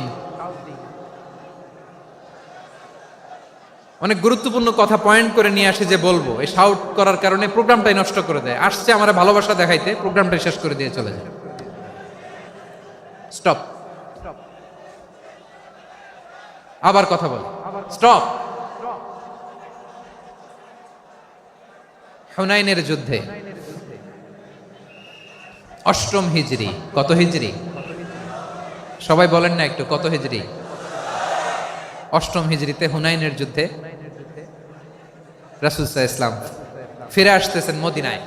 পথিমধ্যে বেলাল রাদিয়াল্লাহু তাআলা আনহু আজান দিচ্ছেন। কি দিচ্ছেন? তো পাশে ছিল মুশরিকদের একটা পল্লী, কিছু মুশরিক তরুণ, কিছু অমুসলিম কিশোর, তারা আজানকে ব্যঙ্গ করতেছে। আমাদের বাংলায় মুখ ভেঙ্গানো বলে আর কি। বেলাল রাদিয়াল্লাহু তাআলা আনহু আজান দিচ্ছেন, ওই বাচ্চাগুলো মুশরিক, তো ওরা আজানকে ব্যঙ্গ করতেছে, বিকৃতি করে ওরাও আজান দিচ্ছে। উদ্দেশ্য হচ্ছে আজানকে নিয়ে ঠাট্টা করা। উদ্দেশ্য কি? ঠাট্টা করা। ব্যাপারটা মনে কষ্ট পাওয়ার মতো ব্যাপার না? কিন্তু বিশ্বনবী ওইখানে দেখেন কি খুঁজলেন। বিশ্বনবী খেয়াল করলেন অমুসলিম কিশোরদের মধ্য থেকে একটা কিশোরের গলাটা বড় দরাজ গলা, কণ্ঠটা বড় সুন্দর। খেয়াল করে দেখলেন যে কিছু কিশোর বেলালের আজানকে ব্যঙ্গ করে, বিকৃতি করে, কিন্তু একজনের কণ্ঠ দেখতে পাচ্ছেন না এত দূরে, কিন্তু কণ্ঠটা বড় সুন্দর, দরাজ গলা। বিশ্বনবী সাহাবীদেরকে বললেন, ধরো এগুলারে, ধরো। সবগুলারে ধরে বিশ্বনবী সামনে আনা হলো। ওরা হাঁটু গেড়ে বসলো। বিশ্বনবী বললেন, তোমাদের মধ্যে কে যেন ব্যঙ্গ করে আজান দিচ্ছিল, তার গলাটা বড় উঁচু, গলার বেসটা বড় মজবুত, মেলোডিয়াস, সুমধুর কণ্ঠ, কে? আবু মাহজুরা বলে, আমার বন্ধুরা সবাই আমার দিকে আঙ্গুল দেখায়, আমি পড়ে গেছি বিপদে। রাসূল সাল্লাল্লাহু আলাইহি ওয়াসাল্লাম বাকি অমুসলিম তরুণদেরকে ছেড়ে দিলেন, বললেন তোমরা যাও। এবার আবু মাহজুরারে পাইছে। আবু মাহজুরার চুলের মধ্যে হাত দিলেন বিশ্বনবী, মাথায় হাত দিয়ে বললেন, এবার আজান দাও দেখি। আবু মাহজুরা বলে, আমি তো আজান দিতে জানি না, কারণ আমি তো বেলালেরটা শুইনা দিছি, আমার তো মুখস্থ নাই, আমি তো আজান দিতে জানি না। বিশ্বনবী বললেন, জানো না? তাহলে আসো, আমি তোমারে শিখাই দেই। সুবহানাল্লাহ পড়েন। আবু মাহজুরা হাঁটু গেড়ে বসে, বিশ্বনবীর মোবারক হাত আবু মাহজুরার চুলের মধ্যে। বিশ্বনবী আজানের মুআল্লিম আবু মাহজুরাকে বলতেছে, ঠিক আছে তোমারে শিখাই দিচ্ছি, আমি যা যা বলবো আমার সাথে সাথে বলো, পারবা? আবু মাহজুরা বলে, পারবো। বিশ্বনবী আজান দিচ্ছেন মাথায় হাত দিয়ে, আল্লাহু আকবার,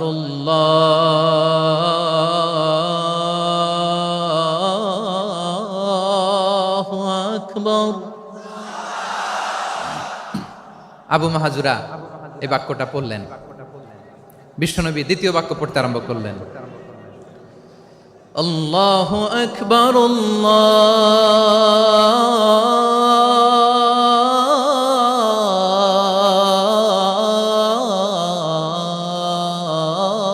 আল্লাহু আকবার। আবু মাহজুরা এই বাক্যটা বললেন। বিশ্বনবী আবু মাহজুরার মাথার মধ্যে হাত দিয়ে তৃতীয় বাক্য বললেন, আশহাদু আল্লা ইলাহা ইল্লাল্লাহ।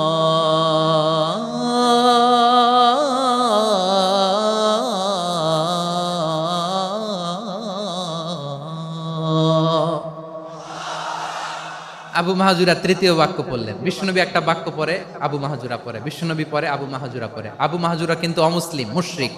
আবু মাহাজুরা বলে, এক একটা বাক্য পড়ি আমার কলিজাটা গলে ঠান্ডা হয়ে যায়। এতদিন মোহাম্মদকে গালি দিতাম, এখন মোহাম্মদ আমার মাথায় যখন হাত রাখছে আমার সারা শরীর ঠান্ডা হয়ে গেছে। বিশ্বনবী আজান শিখাচ্ছেন, একটা একটা বাক্য পড়ে আবু মাহাজুরাও পড়ে, বিশ্বনবী পড়ে আবু মাহাজুরাও পড়ে। পুরো বাক্যগুলো যখন শেষ, আজান শেষ, আবু মাহাজুরাও যখন পুরো আজান পড়লেন, আবু মাহাজুরা বললেন, এতদিন মোহাম্মদের চেহারা দেখলে আমার ঘৃণা লাগতো, আজ থেকে মোহাম্মদের চেহারার চেয়ে প্রিয় চেহারা আমার কাছে নাই। আবু মাহাজুরা বললেন, ও মুহাম্মদ, আজানের বাক্য তো আপনি আমারে শেখালেন, এখানেই শেষ করবেন না, আপনি আমারে পড়ায় দেন লা ইলাহা ইল্লাল্লাহু মুহাম্মাদুর রাসূলুল্লাহ সাল্লাল্লাহু আলাইহি ওয়াসাল্লাম। বিশ্বনবীর সাথে দাঁড়িয়ে উনি শাহাদা পড়ে মুসলমান হয়ে গেলেন। এবার আবু মাহাজুরা বলে, ইয়া রাসূলুল্লাহ, ইয়া হাবিবাল্লাহ, আমি মুমিন হয়েছি, মুসলমান হয়েছি, আপনার কাছ থেকে আজান শিখার সৌভাগ্য আমি লাভ করেছি গো নবী। আমার কণ্ঠের বড় তারিফ করেছেন আপনি, আমার আজানকে আপনি পছন্দ করেছেন। একটা জিনিস আপনার কাছে চাই, আপনি আমাকে মক্কার মসজিদুল হারামের মুয়াজ্জিন হিসেবে অ্যাপয়েন্ট করে দে। বিষ্ণু ইসলাম বললেন, যাও আবু মাহজুরা, আমি তোমাকে পৃথিবীর শ্রেষ্ঠতম মসজিদ মক্কার মসজিদুল হারামের মুয়াজ্জিন হিসেবে অ্যাপয়েন্ট করে দিলাম। দেখছেন কিভাবে ট্যালেন্ট হান্টিং করতে হয়, কিভাবে হিউম্যান রিসোর্স মানব সম্পদকে ব্যবহার করতে হয়। আসছিল আজানকে ভেঙাইতে, আসছিল কেন? আজানকে ব্যঙ্গ করার জন্য, বিকৃত করার জন্য। আজানকে বিকৃত করতে যে ইসলামের সবচেয়ে শ্রেষ্ঠ মসজিদের মুয়াজ্জিন হয়ে গেল। পড়েন সুবহানাল্লাহ। হযরত আবু মাহজুরা রাদিয়াল্লাহু তাআলা আনহু ওনার এই সুললিত কণ্ঠ ব্যবহার করে মসজিদুল হারামে এত সুন্দর করে আল্লাহু আকবার বলে আজান দিতেন। মানুষগুলোর, মুসল্লিগুলোর, মক্কাবাসীর হৃদয়কে তিনি বিগলিত করে দিতেন, মানুষের হৃদয়কে ঠান্ডা হয়ে যেত। শুধু এখানেই শেষ না আমার যশোরের ভাইয়েরা। বিশ্বনবী যখন সাইয়েদনা আবু মাহজুরা রাদিয়াল্লাহু তাআলা আনহুকে আজান শিখাচ্ছিলেন, বলেন তো বিশ্বনবীর হাতটা কোথায় ছিল? আবু মাহজুরার মাথার সামনে, এই চুলের উপরে ছিল। আবু মাহজুরা ওই স্মৃতিটাকে ধারণ করবার জন্য, ওই স্মৃতিকে বহন করার জন্য বিশ্বনবীর মোবারক হাত আবু মাহজুরার কপালের চুলের যেই জায়গায় লেগেছে, মৃত্যুর আগের দিন পর্যন্ত আবু মাহজুরা মাথার ওই চুলে কোনোদিন ছুরি আর কামার লাগায় নাই, সেখানে কেচি লাগায় নাই, চুলের মধ্যে খুর লাগায় নাই। আবু মাহজুরা ডান দিকের চুল কাটতো, বাম দিকের চুল কাটতো, পেছনের চুল কাটতো, সামনের চুল কাটতো না। আবু মাহজুরা রাদিয়াল্লাহু তাআলা আনহুর সামনের চুলগুলো বড় হতে হতে যখন এত বড় হয়ে যায়, তিনি চুলগুলো পেঁচিয়ে মাথার মধ্যে রাখতেন, তারপরে তিনি পাগড়ি পরতেন। সবাই জিজ্ঞেস করতো, আবু মাহজুরা, এটা আবার কেমন স্টাইল? দেখতে তোমারে কি বিদঘুটে লাগে? কেমন অড লাগে, কেমন খারাপ দেখা যায়। মক্কায় এমন কোন মানুষ তো দেখি নাই, ডানে চুল কাটে, বায়ে চুল কাটে, পেছনে চুল কাটে, সামনে কাটে না। ওরে আবু মাহজুরা, কেমন দেখা যায় তোমারে? তুমি সামনের চুল কাটো না কেন? আবু মাহজুরা বলে, আমি হাঁটু গেড়ে পেয়ারা নবীর সামনে বসেছিলাম, আমার এই মাথার চুলের মধ্যে মুবারক হাত লাগিয়ে বিশ্বনবী নিজে আমাকে আজানের প্রতিটা বাক্য শিক্ষা দিয়েছেন। বিশ্বনবীর মোবারক হাত, পবিত্র হাত আমার মাথার চুলের যেই জায়গায় লেগেছে, আমি চাই ওই চুলগুলা নিয়ে আমি আমার কবরের ভিতরে যাব। সাইয়েদনা আবু মাহজুরা রাদিয়াল্লাহু তাআলা আনহু ইন্তেকালের আগের পর্যন্ত মাথার সামনের চুলগুলা কাটে নাই। মাথার সামনের চুল তিনি কাটেন নাই। সুবহানাল্লাহ বিহামদি। কেমন ভালোবাসতেন বিশ্বনবী সাহাবীদেরকে, সাহাবারা কেমন ভালোবাসতেন বিশ্বনবীকে। সামনের চুলগুলো বড় হতে হতে এত বড় ছিল, পেঁচিয়ে রেখে পাগড়ি পরতেন, কাটতেন না। নবীর হাত লেগেছিল। সুবহানাল্লাহ পড়েন। তাহলে what is the lesson? Moral of the story কি? মোরাল অফ দ্য স্টোরি হচ্ছে, আসছিল আজানকে ব্যঙ্গ করার জন্য, বিকৃত করার জন্য, হয়ে গেল মসজিদুল হারামের মুয়াজ্জিন। দেখেন বিশ্বনবী একটা খারাপ সিচুয়েশনের মধ্যে থেকে কি ভালো জিনিস বের করে আনলেন। আমি যে শুরুতে বলেছি কিভাবে তিনি হিউম্যান রিসোর্সকে ডেভেলপ করেছেন, ম্যানেজ করেছেন। তিনি যে চৌকস ট্যালেন্ট হান্টার ছিল, দেখেন সবার মধ্যে থেকে এর বাছাই করে মুয়াজ্জিন বানাই দিয়েছেন। সুবহানাল্লাহ পড়েন। তার মানে এই না সবাইরে ধরে ধরে উনি মুয়াজ্জিন বানাইছেন। যার যেই ট্যালেন্ট আছে তাকে ওই কাজে অ্যাসাইন করেছেন। যার যেই প্রতিভা আছে তার প্রতিভাকে ইসলামের কাজে লাগিয়েছেন। সুবহানাল্লাহ পড়েন। যায়েদ বিন সাবিত রাদিয়াল্লাহু তাআলা আনহু নাম শুনেছেন? যশোর কথা বেরোয় না। যদি জিগায় সালমান খানের নাম শুনছেন, সবাই হাত তুলবে, জি হুজুর শুনছি, মানে সব দেখা শেষ। সালমান খান, আমির খান, অমুক খান, সব খান মুখস্থ, কিন্তু যায়েদ বিন সাবিতের নাম মুখস্থ নাই মুসলমানদের। যেই সাহাবী মাথার সামনের চুল কাটে নাই, মসজিদুল হারামের মুয়াজ্জিন বানাইছেন বিশ্বনবী, সাহাবীর নাম কি? খায়া ফেলাইছে, স্লোগানের সাথে খায়া ফেলাইছে। আবু মাহজুরা, কি নাম? আবু মাহজুরা আল জুমাহি রাদিয়াল্লাহু তাআলা আনহু। এই নামটা আজকে নিয়ে যাইতে হবে যশোর। আবু মাহজুরা রাদিয়াল্লাহু তাআলা আনহু। 2 নম্বরে বলছিলাম যায়েদ বিন সাবিত রাদিয়াল্লাহু তাআলা আনহু। বিশ্বনবী দেখলেন মদিনার এই আনসারী সাহাবী হাইলি ট্যালেন্টেড, ইন্টেলেকচুয়াল, মেরিটোরিয়াস, জ্ঞানের প্রতি তার আকর্ষণ, মারাত্মক আকর্ষণ। বিশ্বনবী তাকে দায়িত্ব দিলেন, কোরআন যা নাজিল হয় তুমি লিখো, কাতিবুল ওহী বানায় দিলেন। সুবহানাল্লাহ। যায়েদ বিন সাবিতরে আবার আজান শিখান নাই, কারণ তার মধ্যে বিশ্বনবী প্রতিভা দেখেছেন, একাডেমিক প্রতিভা। বিশ্বনবীর একাডেমিক প্রজেক্টগুলো তিনি হ্যান্ডেল করতেন। যায়েদ বিন সাবিত ছিল বিশ্বনবীর ব্যক্তিগত সচিব। কি ছিল? ব্যক্তিগত সচিব। বোঝেন নাই? বিশ্বনবীর ব্যক্তিগত সচিব এবং দোভাষী। ইহুদিরা কিছু লিখে দিলে এটার অর্থ বিশ্বনবীরে বুঝায় দিতেন, আবার ইহুদিদের কাছে কিছু লিখতে হলে তিনি লিখে দিতেন। বিশ্বনবী একদিন বললেন, ইন্নী ওয়াল্লাহি মা আমানু ইয়াহুদা আলা কিতাব। ইহুদিরা যে চিঠি পাঠায় অর্থ তো বুঝি না, আরেক ইহুদি আইনে অর্থ করা লাগে। আবার ইহুদিদের কাছে কিছু লিখে পাঠাইতে চাইলে আমরা তো লিখতে পারি না, ইহুদিরে দিয়ে লেখা লাগে। ওরা যে পয়রা শোনায় লিখে দেয়, আমি ওদের বিশ্বাস করি না। আমার নিজের একজন লোক দরকার। বিশ্বনবী এই যায়েদ বিন সাবিতকে চুজ করলেন ল্যাঙ্গুয়েজের জন্য। উনি বললেন, যায়েদ তোমার সফট স্কিলকে ডেভেলপ করতে হবে, তুমি হিব্রু ল্যাঙ্গুয়েজ শিখে ফেলো। যায়েদ বিন সাবিত বলল, বিশ্বনবীর মোটিভেশন আর ইন্সপিরেশন পেয়ে আমি 15 দিনে ইহুদিদের এই হিব্রু ল্যাঙ্গুয়েজ শিখে ফেললাম। শুধু শিখে ফেললাম না, হাত্তা হাদিকতু, even I became master in the language. এই ভাষা আমি পারদর্শী হয়ে গেলাম। এরপরে ইহুদিরা চিঠি লিখে পাঠালে আর কোনো ইহুদি ডাকা লাগতো না, আমি নবীর এটার অর্থ শুনে পরে বুঝাই দিতাম। আবার ইহুদিদের কাছে চিঠি লেখা লাগলে আমি যায়েদ বিন সাবিত চিঠি লিখে দিতাম। সুবহানাল্লাহ। দেখেন এত সাহাবীর মধ্যে থেকে বিশ্বনবীর একাডেমিক প্রজেক্ট, ব্যক্তিগত সচিব, দোভাষী হিসেবে তিনি যায়েদ বিন সাবিতের মতো তরুণকে নির্বাচিত করেছেন। কেমন ট্যালেন্ট হান্টার ছিল আমার নবী। সুবহানাল্লাহ পড়বেন না? বিশ্বনবীর ইন্তেকালের পরে সাইয়েদনা আবু বকর রাদিয়াল্লাহু তাআলা আনহু যখন খলিফা হয়ে আসলেন, কোরআনকে সংকলনের দায়িত্ব দেয়া লাগবে, কোন সাহাবীকে দিবেন? সব সাহাবারা মিলে পরামর্শ করলেন। সাইয়েদনা আবু বকর, ওমর সবাই মিলে এই বিশাল কোরআন সংকলনের গুরু দায়িত্ব বিশ্বনবীর ব্যক্তিগত সচিব, বিশ্বনবীর দোভাষী, বিশ্বনবীর সিলেক্ট করাই লোক যায়েদ ইবনে সাবিত রাদিয়াল্লাহু তাআলা আনহুকে দিয়েছে। কোরআনের কপি তো আজকে এখানে রাখে নাই। এই যে আজকের যে কোরআন পড়েন, এটা আগে এরকম ছিল না।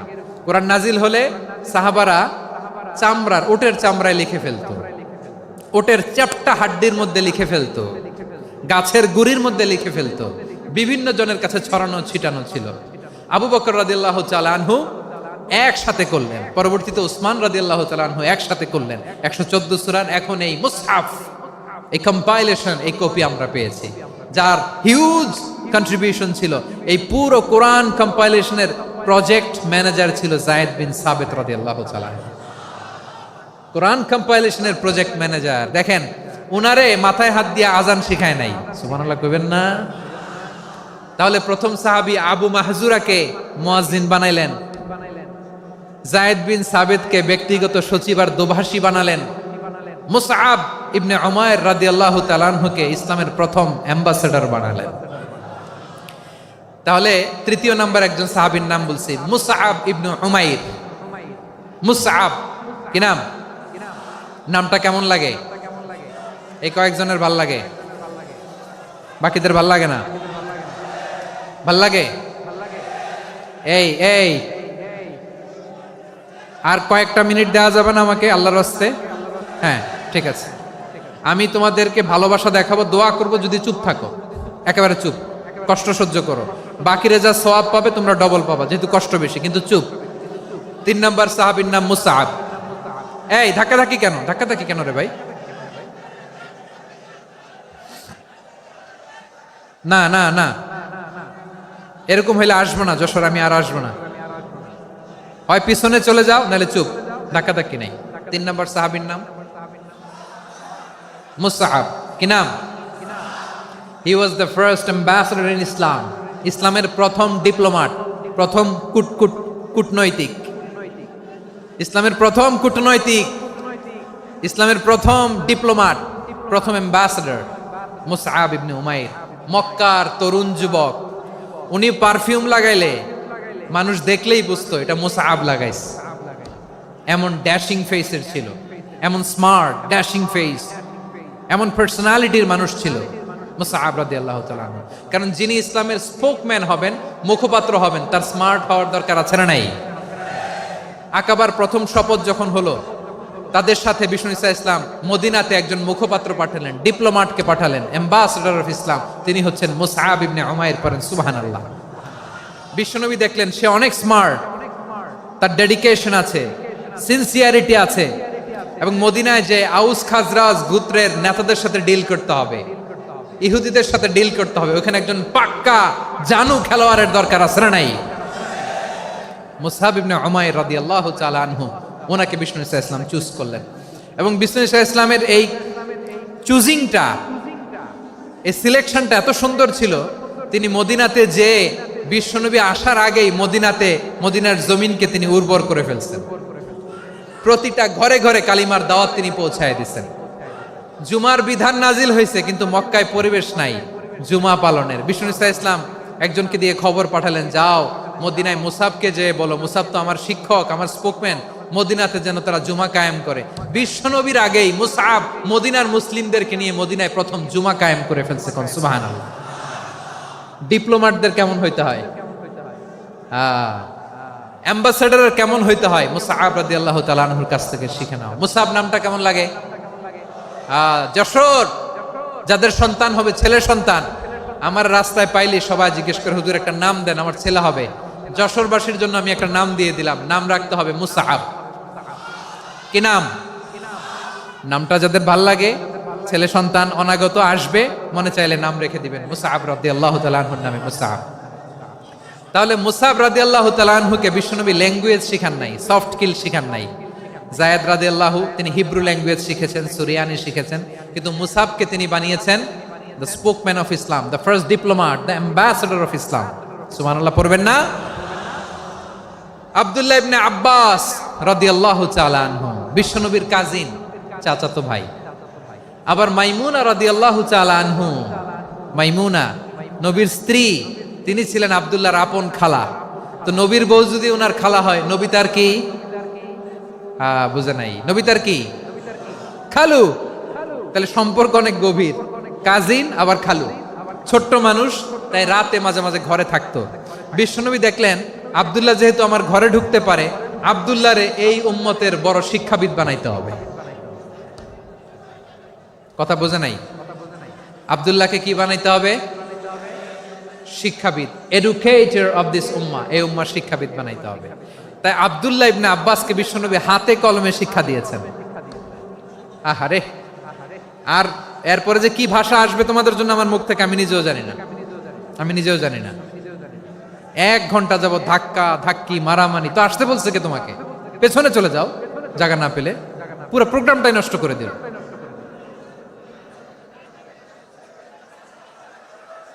জি, আমার দিকে তাকান, আমি শেষ করে দিচ্ছি। হবে না, ইন্টেলেকচুয়াল আলোচনা এখানে হবে না, আমি বুঝতে পারছি, আমি শেষ করে দিচ্ছি। আব্দুল্লাহ ইবনে আব্বাস রাদিয়াল্লাহু তাআলা আনহু। মনোযোগ দিয়ে কয়েকটা মিনিট শুনুন, আমি এখনই শেষ করে দিচ্ছি, এরপর আওয়াজ করবে। এই যে এগুলো কি আমি বুঝলাম না। আমি বললাম না সব করা যাবে, বসে যাও, শুয়ে যাও, চলে যাও, আওয়াজ করা যাবে না। অন্যকে বসো এটাও বলার দরকার নেই, জাস্ট এদিকে তাকাও। আল্লাহ।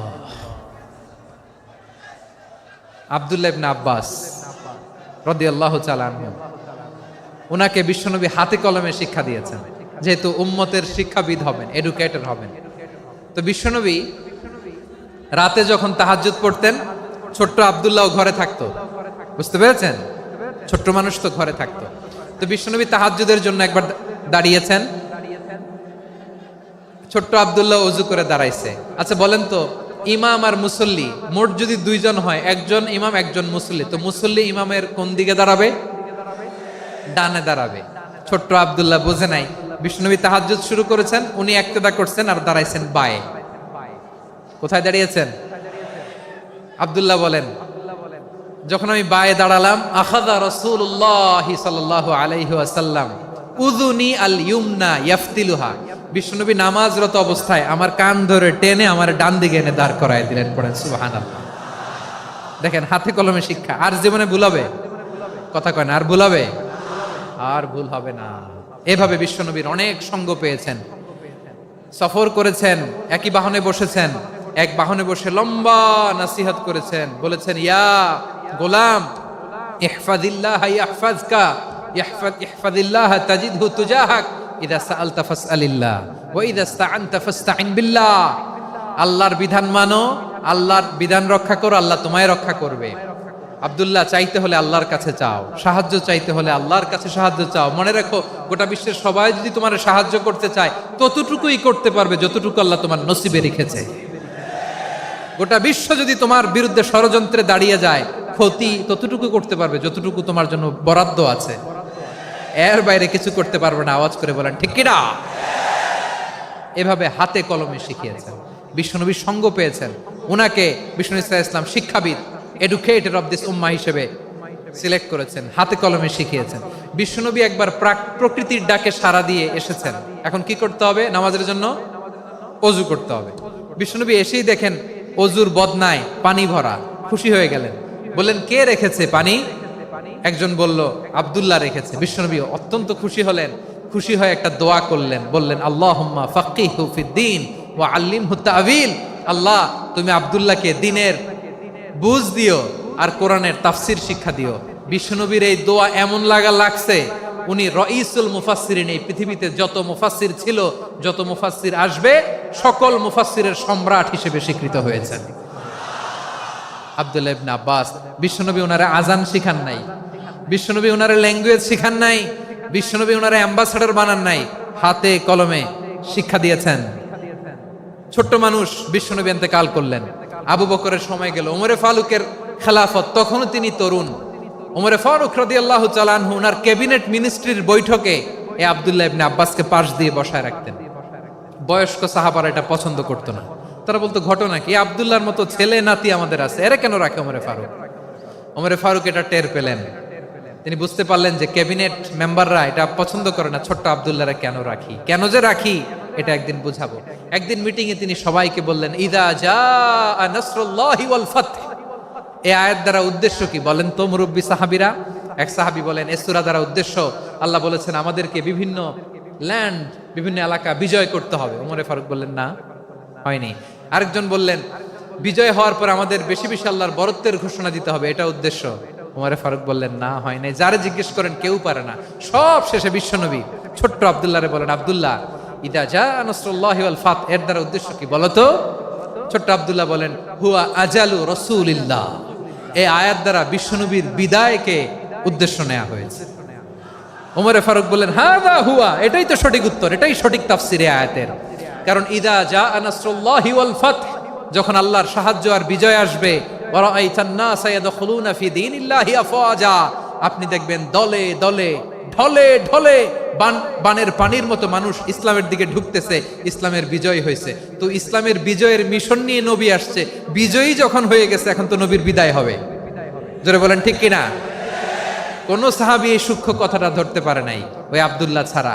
আব্দুল্লাহ যখন উত্তর দিছে সব সাহাবীদের টনক নড়েছে। এরপর থেকে কোনো ক্যাবিনেট মিটিং এ আর কোনো সাহাবারা কোনো প্রশ্ন করে নাই, আওয়াজ করে পড়েন সুবহানাল্লাহ। বিশ্বনবী আব্দুল্লাহ ইবনে আব্বাসকে দ্য এডুকেটর অফ দ্য উম্মাহ, উম্মার শিক্ষাবিদ হিসেবে গ্রহণ করেছেন। আওয়াজ করে পড়তে হবে আল্লাহু আকবার।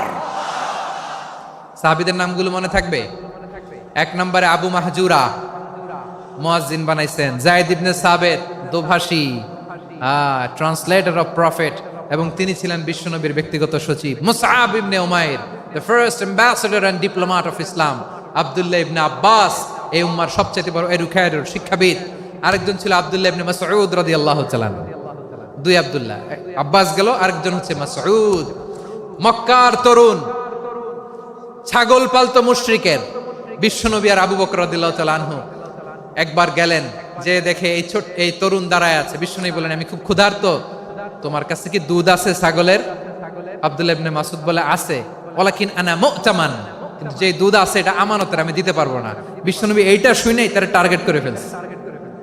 আনা মুতামান, দুধ আছে কিন্তু এটা আমার মালিকের, আমি তো দরদ দেখাই, আমার মালিকের দুধ আপনি পথিক, আপনারা দিতে পারি না। বিশ্বনবী টার্গেট করে ফেলছেন, এরে আমার কাজে লাগাইতে হবে। বিশ্বনবী বললেন, আচ্ছা ঠিক আছে, দুধ দিও না, কিন্তু এমন ছাগি আছে কিনা যেই ছাগির সাথে কোনো ছাগলের মিলন হয় নাই, তার ওলানে দুধও আসে নাই, বাচ্চাও নাই, এরকম ছাগির থেকে যদি আমি দুধ খাই তাহলে তো সমস্যা নাই। বলতেছে, এরকম ছাগির থেকে দুধ খাইলে সমস্যা নাই, কারণ এরকম ছাগির ওলান থেকে দুধ আসবেও না। বলতেছে, ঠিক আছে, এরকম একটা ছাগি নিয়ে আস।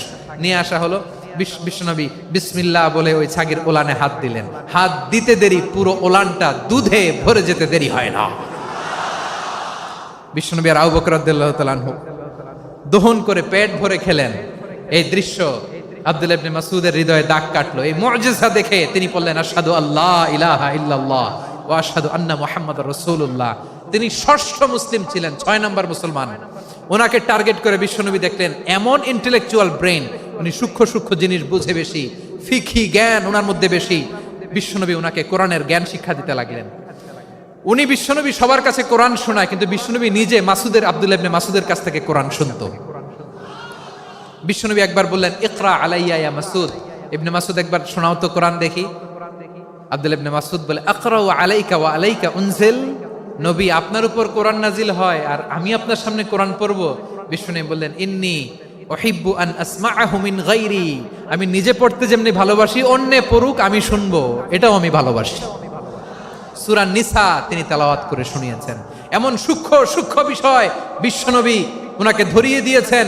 উনি হয়ে গিয়েছেন, আব্দুল্লাহ ইবনে আব্বাস হয়েছেন রাইসুল মুফাসসিরিন, উনি হয়ে গিয়েছেন ফাকিহুল উম্মাহ। ওনার চাইতে বড় ফকিহ এই পৃথিবী আর দেখবে না। চিল্লায় বলেন সুবহানাল্লাহ। উনি বলতেন, ওয়াল্লাহি ওয়াল্লাহি ইল্লাযী লা ইলাহা গায়রু মা উনজিলাত সূরাতুন ইল্লা ওয়া আনা আ'লামু আইনা উনজিলাত ওয়া ফীমা উনজিলাত।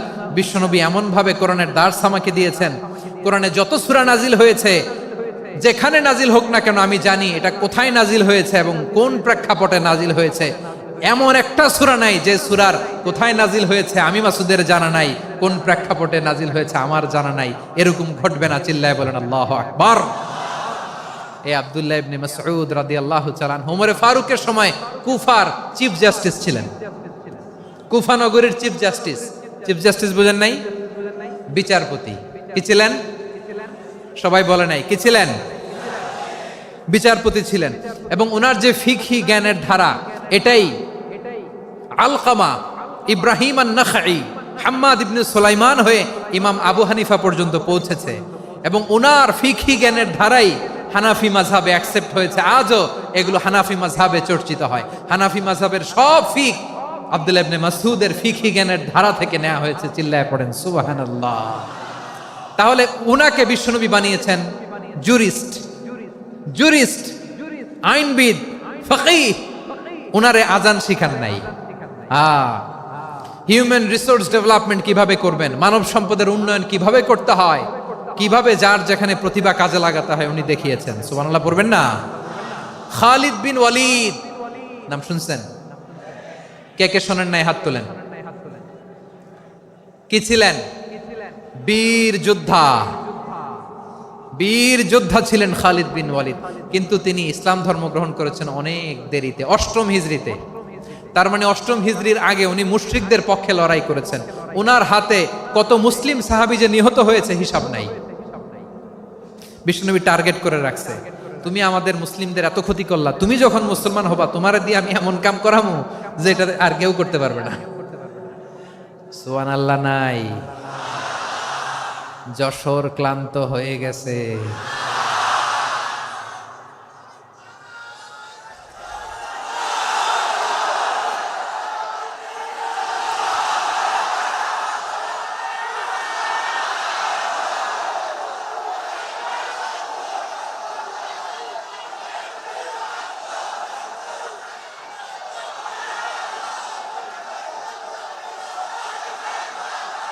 মাশাআল্লাহ, বসুন বসুন বসুন। খালিদ বিন ওয়ালিদ রাদিয়াল্লাহু তাআলা আনহু অষ্টম হিজরিতে মুসলিম হয়েছেন, মক্কা বিজয়ের আগে। তো মক্কা বিজয়ের আগে যখন মুসলিম হয়েছেন, এর আগে কি করছেন?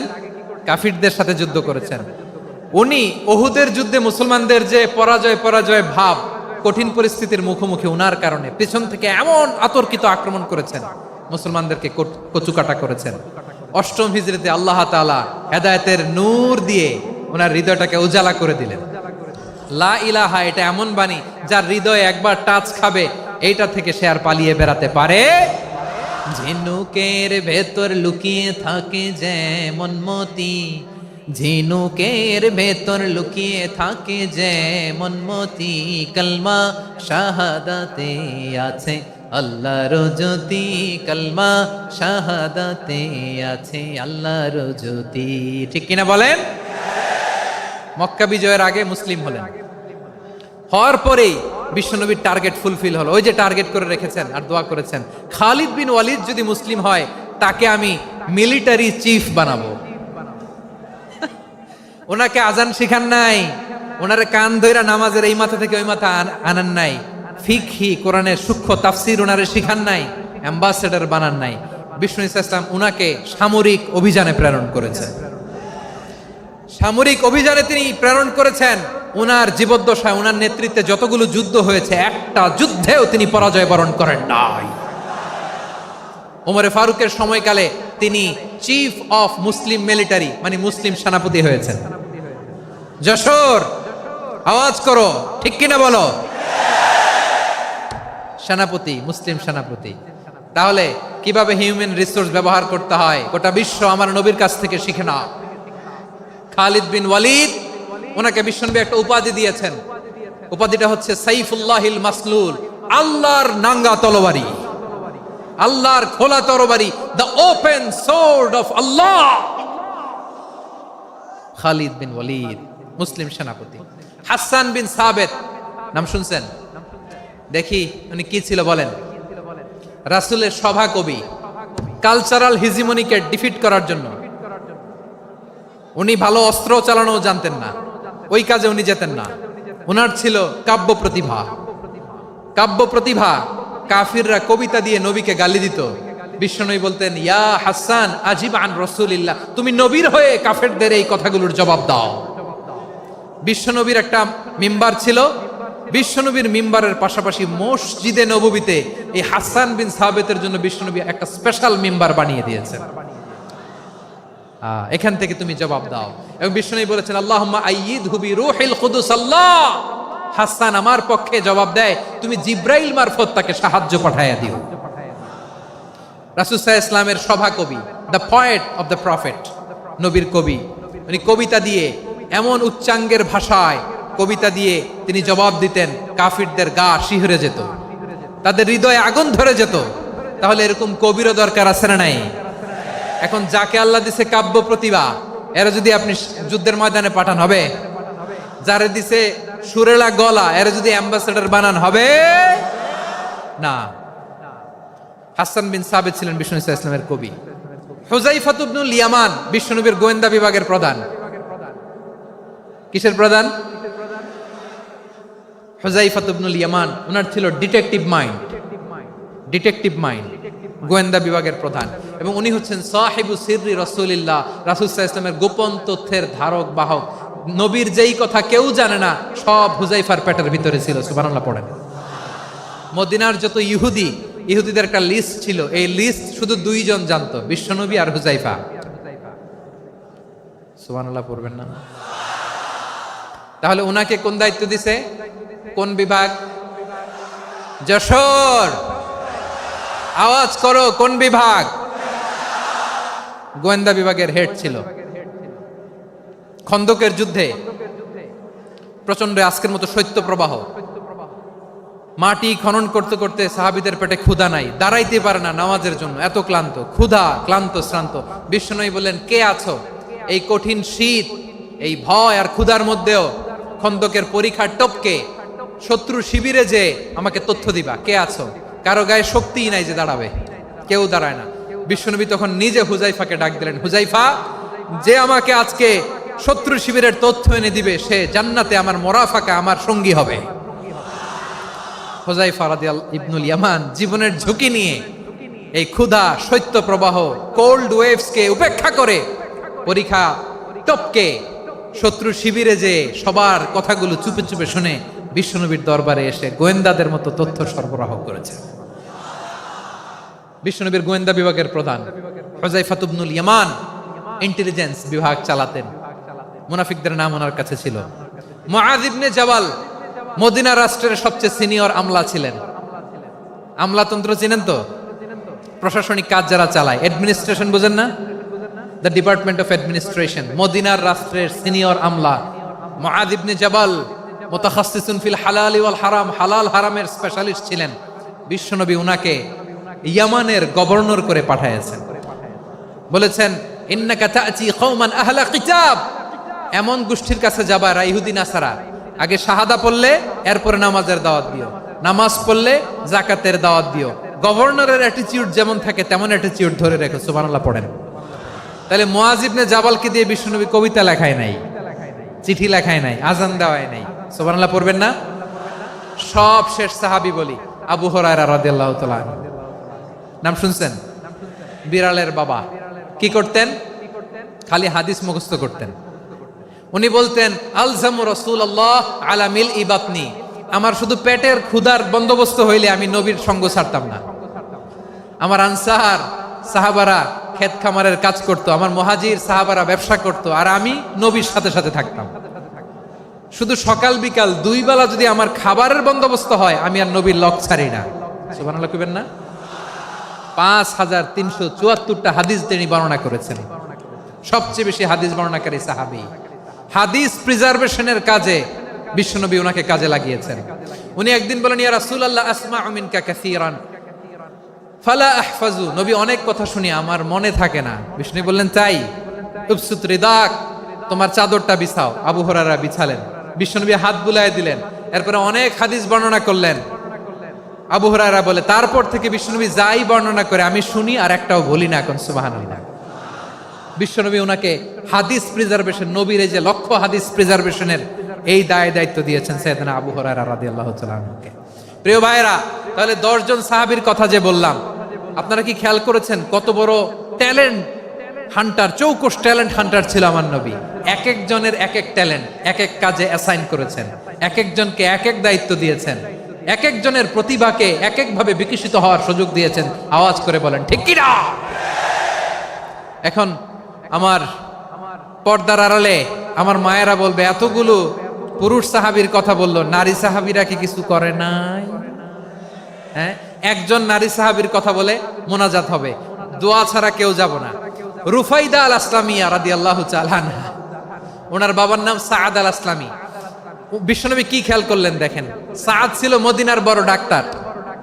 এই নারী সাহাবী রুফাইদা বাবার কাছ থেকে চিকিৎসা বিদ্যা শিখেছেন। যখন শিখছে বিশ্বনবী দেখলেন, আমার তো প্রতি সপ্তাহে সপ্তাহে যুদ্ধে আহত সাহাবীদের সেবা দিবে কে? বিশ্বনবী রুফাইদাকে বললেন, রুফাইদা তুমি মসজিদে নববীর পাশে একটা মেডিকেল ক্যাম্প করো। এই যে সাকিনা আদ্দিন মেডিকেলের আমার ছাত্রী বন্ধুরা শুনে রাখো, তোমাদের আইকন হচ্ছে এই রুফাইদা আল আসলামিয়া। বিশ্বনবীর ডিরেকশন অনুযায়ী তিনি মসজিদে নববীর পাশে একটা মেডিকেল ক্যাম্প করলেন এবং আহত সাহাবাদের চিকিৎসা উনি ওনার টিম নিয়ে দিতেন। বিশ্বনবীর পরামর্শে উনি আনসারি এবং মুহাজির মহিলা সাহাবীদেরকে নিয়ে একটা স্পেশাল মেডিকেল টিম গঠন করলেন। খায়বার যুদ্ধে 7ম হিজরিতে যখন বিশ্বনবী যায়, উনি ওনার টিম নিয়ে আসলেন, বললেন, ইয়া রাসূলুল্লাহ, আমরা তো তলোয়ার চালাতে পারি না, আমরা তো তীর মারতে পারি না, আপনি যদি অনুমতি দেন খায়বার অভিযানে আমি আমার টিম নিয়ে মেডিকেল টিমের সেবাটা সার্ভিসটা দিতে চাই। পড়েন সুবহানাল্লাহ। বিশ্বনবী অনুমতি দিলেন।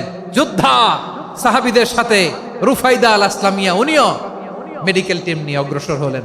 খায়বারের প্রতিটা আহত ইনজুর্ড সাহাবী যারা ইনজুরি শিকার হয়েছেন সবাই রুফাইদা আল আসলামিয়ার এই মেডিকেল ক্যাম্প থেকে চিকিৎসা সহায়তা পেয়েছেন। সুবহানাল্লাহ পড়েন। দেখেন কিভাবে বিশ্বনবী ট্যালেন্ট বাছাই করতেন। আপনি অবাক হবেন, বাহরাইনের মেডিকেল ইউনিভার্সিটিতে রুফাইদা আল আসলামিয়া মেডিকেল প্রাইজ অ্যাওয়ার্ড প্রতি বছর দেয়া হয়। যদি 8 দিনের এই মেডিকেল আমার বোনেরা যদি জেনে থাকো জানো, না হলে নতুন করে জানো, সার্চ দিও রুফাইদা আল আসলামিয়া মেডিকেল অ্যাওয়ার্ড বাহরাইনের ইউনিভার্সিটিতে দেয়া হয়। প্রিয় ভাইয়েরা, তাহলে আলোচনার সামারি আমরা করি। বিশ্বনবী যার যেখানে ট্যালেন্ট তাকে ওইখানে কাজে লাগাতেন। আওয়াজ করে বলেন ঠিক কিনা? এবার একটা ইন্টারভিউ হবে, আওয়াজ করে বলেন, আবু মাহজুরাকে বিশ্বনবী কি বানাইছেন? হ্যাঁ, ভুলে গেছেন? সামনের চুলে হাত দিয়ে বিশ্বনবী কি সুন্দর গলায় আজান শিখালেন। মুয়াজ্জিন। যায়েদ বিন সাবিতকে একাডেমিক প্রজেক্টের দায়িত্ব দিয়েছেন, তিনি ছিলেন বিশ্বনবীর দোভাষী ব্যক্তিগত সচিব। Musab ibn Umair the first ambassador of Islam. Abdullah ibn Abbas উম্মার বড় শিক্ষাবিদ মুফাসসির। আব্দুল্লাহ ইবনে মাসউদ ছিলেন জুরিস্ট। কি ছিলেন? জুরিস্ট ছিলেন, এই উম্মার সবচেয়ে বড় জুরিস্ট।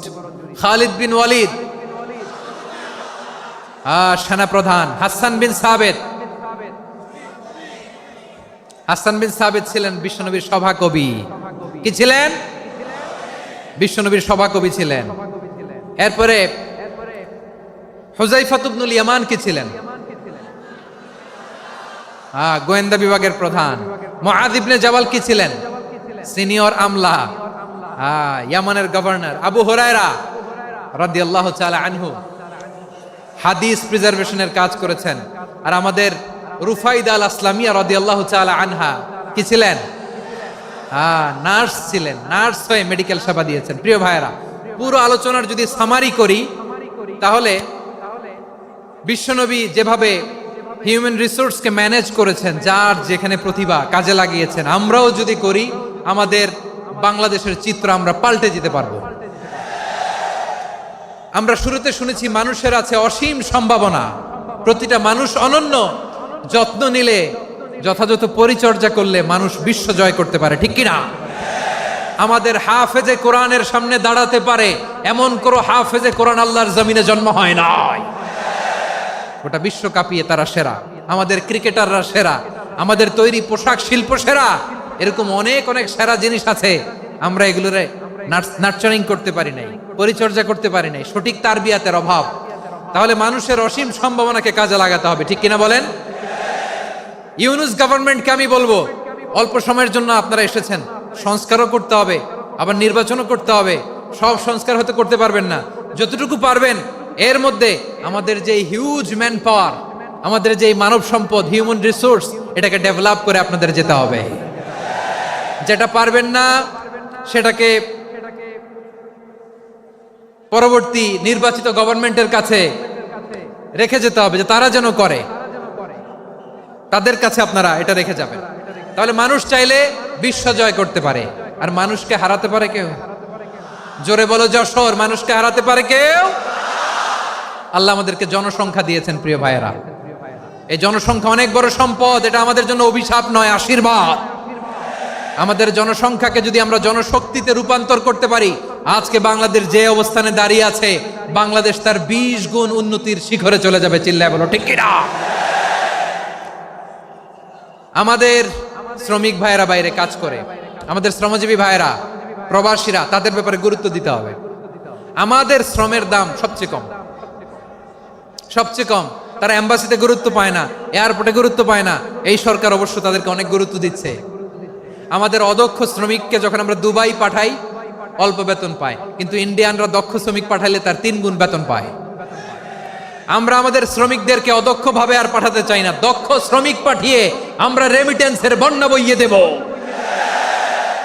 আমাদের শ্রমিকদের পাঠানো রেমিটেন্সের টাকায় সচল থাকে আমার দেশের অর্থনীতির চাকা।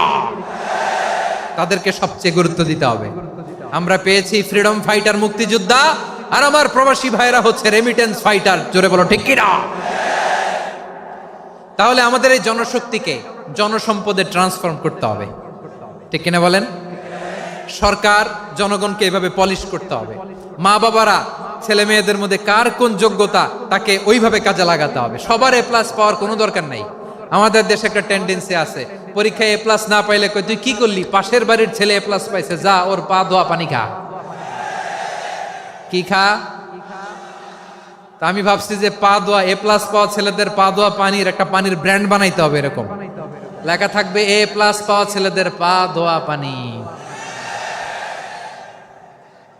খাওয়া নাই, এগুলার খাওয়া নাই। ওরে আল্লাহ এ প্লাস পাওয়ার জন্য বানাইছে, আর আপনার ছেলেকে এই এ প্লাস গুলারে নিয়ন্ত্রণ করার জন্য আল্লাহ বানাইছে। ওকে দিয়ে আল্লাহ কি করবে আপনি জানেনই না। একটা এ প্লাস, একটা এ গ্রেড একটা মানুষের জীবনকে ঠিক করে দিতে পারে না। আপনার ছেলেকে আল্লাহ অন্যদিকে যোগ্যতা দিয়েছে। ওদের মনোবল ভাঙবেন না, খবরদার, খবরদার। ছেলে মেয়েদের মনোবল ভাঙবেন না। যাকে দিয়ে যেটা হবে তাকে দিয়ে সেটা করতে হবে, তার প্রতিভাকে সেভাবে কাজে লাগাতে হবে। তাহলে বাংলাদেশ, আমাদের এই জনসংখ্যা জনসম্পদে রূপান্তরিত হবে। আমাদের সরকারের তত্ত্বাবধানে আমাদের 18 কোটি জনগণ দক্ষ জনশক্তিতে রূপান্তরিত হোক। আমরা চাই কি চাই না? আমরা ভালো মানুষ, শ্রেষ্ঠ মানুষ হতে চাই কি চাই না? ওই জাপানিজদের মতো সৎ, ওই ইউরোপিয়ানদের মতো কালচার্ড। আমাদেরকে আল্লাহ তাআলা কোরআন সুন্নাহ অনেক কিছু দিয়েছেন। যেহেতু বর্তমানে আমরা দেখছি তারা সৎ, তাদের মধ্যে ভ্যালিউ আছে, সেগুলো আমাদের মধ্যে আনার দরকার আছে না নাই? আর ইসলাম দিয়ে আমাদের জীবনকে সাজাতে হবে, ইসলাম দিয়ে আমার পরিবারকে সাজাতে হবে।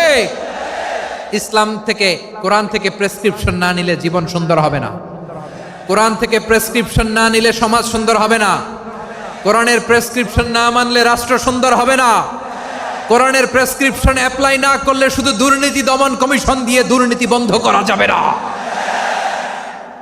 এজন্য কোরআনের আইন আমরা চাই কি চাই না? প্রিয় ভাইয়েরা, হিউম্যান রিসোর্স ডেভেলপমেন্ট, মানব সম্পদের উন্নয়ন, আমাদের সরকার যেন এদিকে নজর দেয়। আমরা যেন এই ব্যাপারে যত্নবান হয়ে উঠি।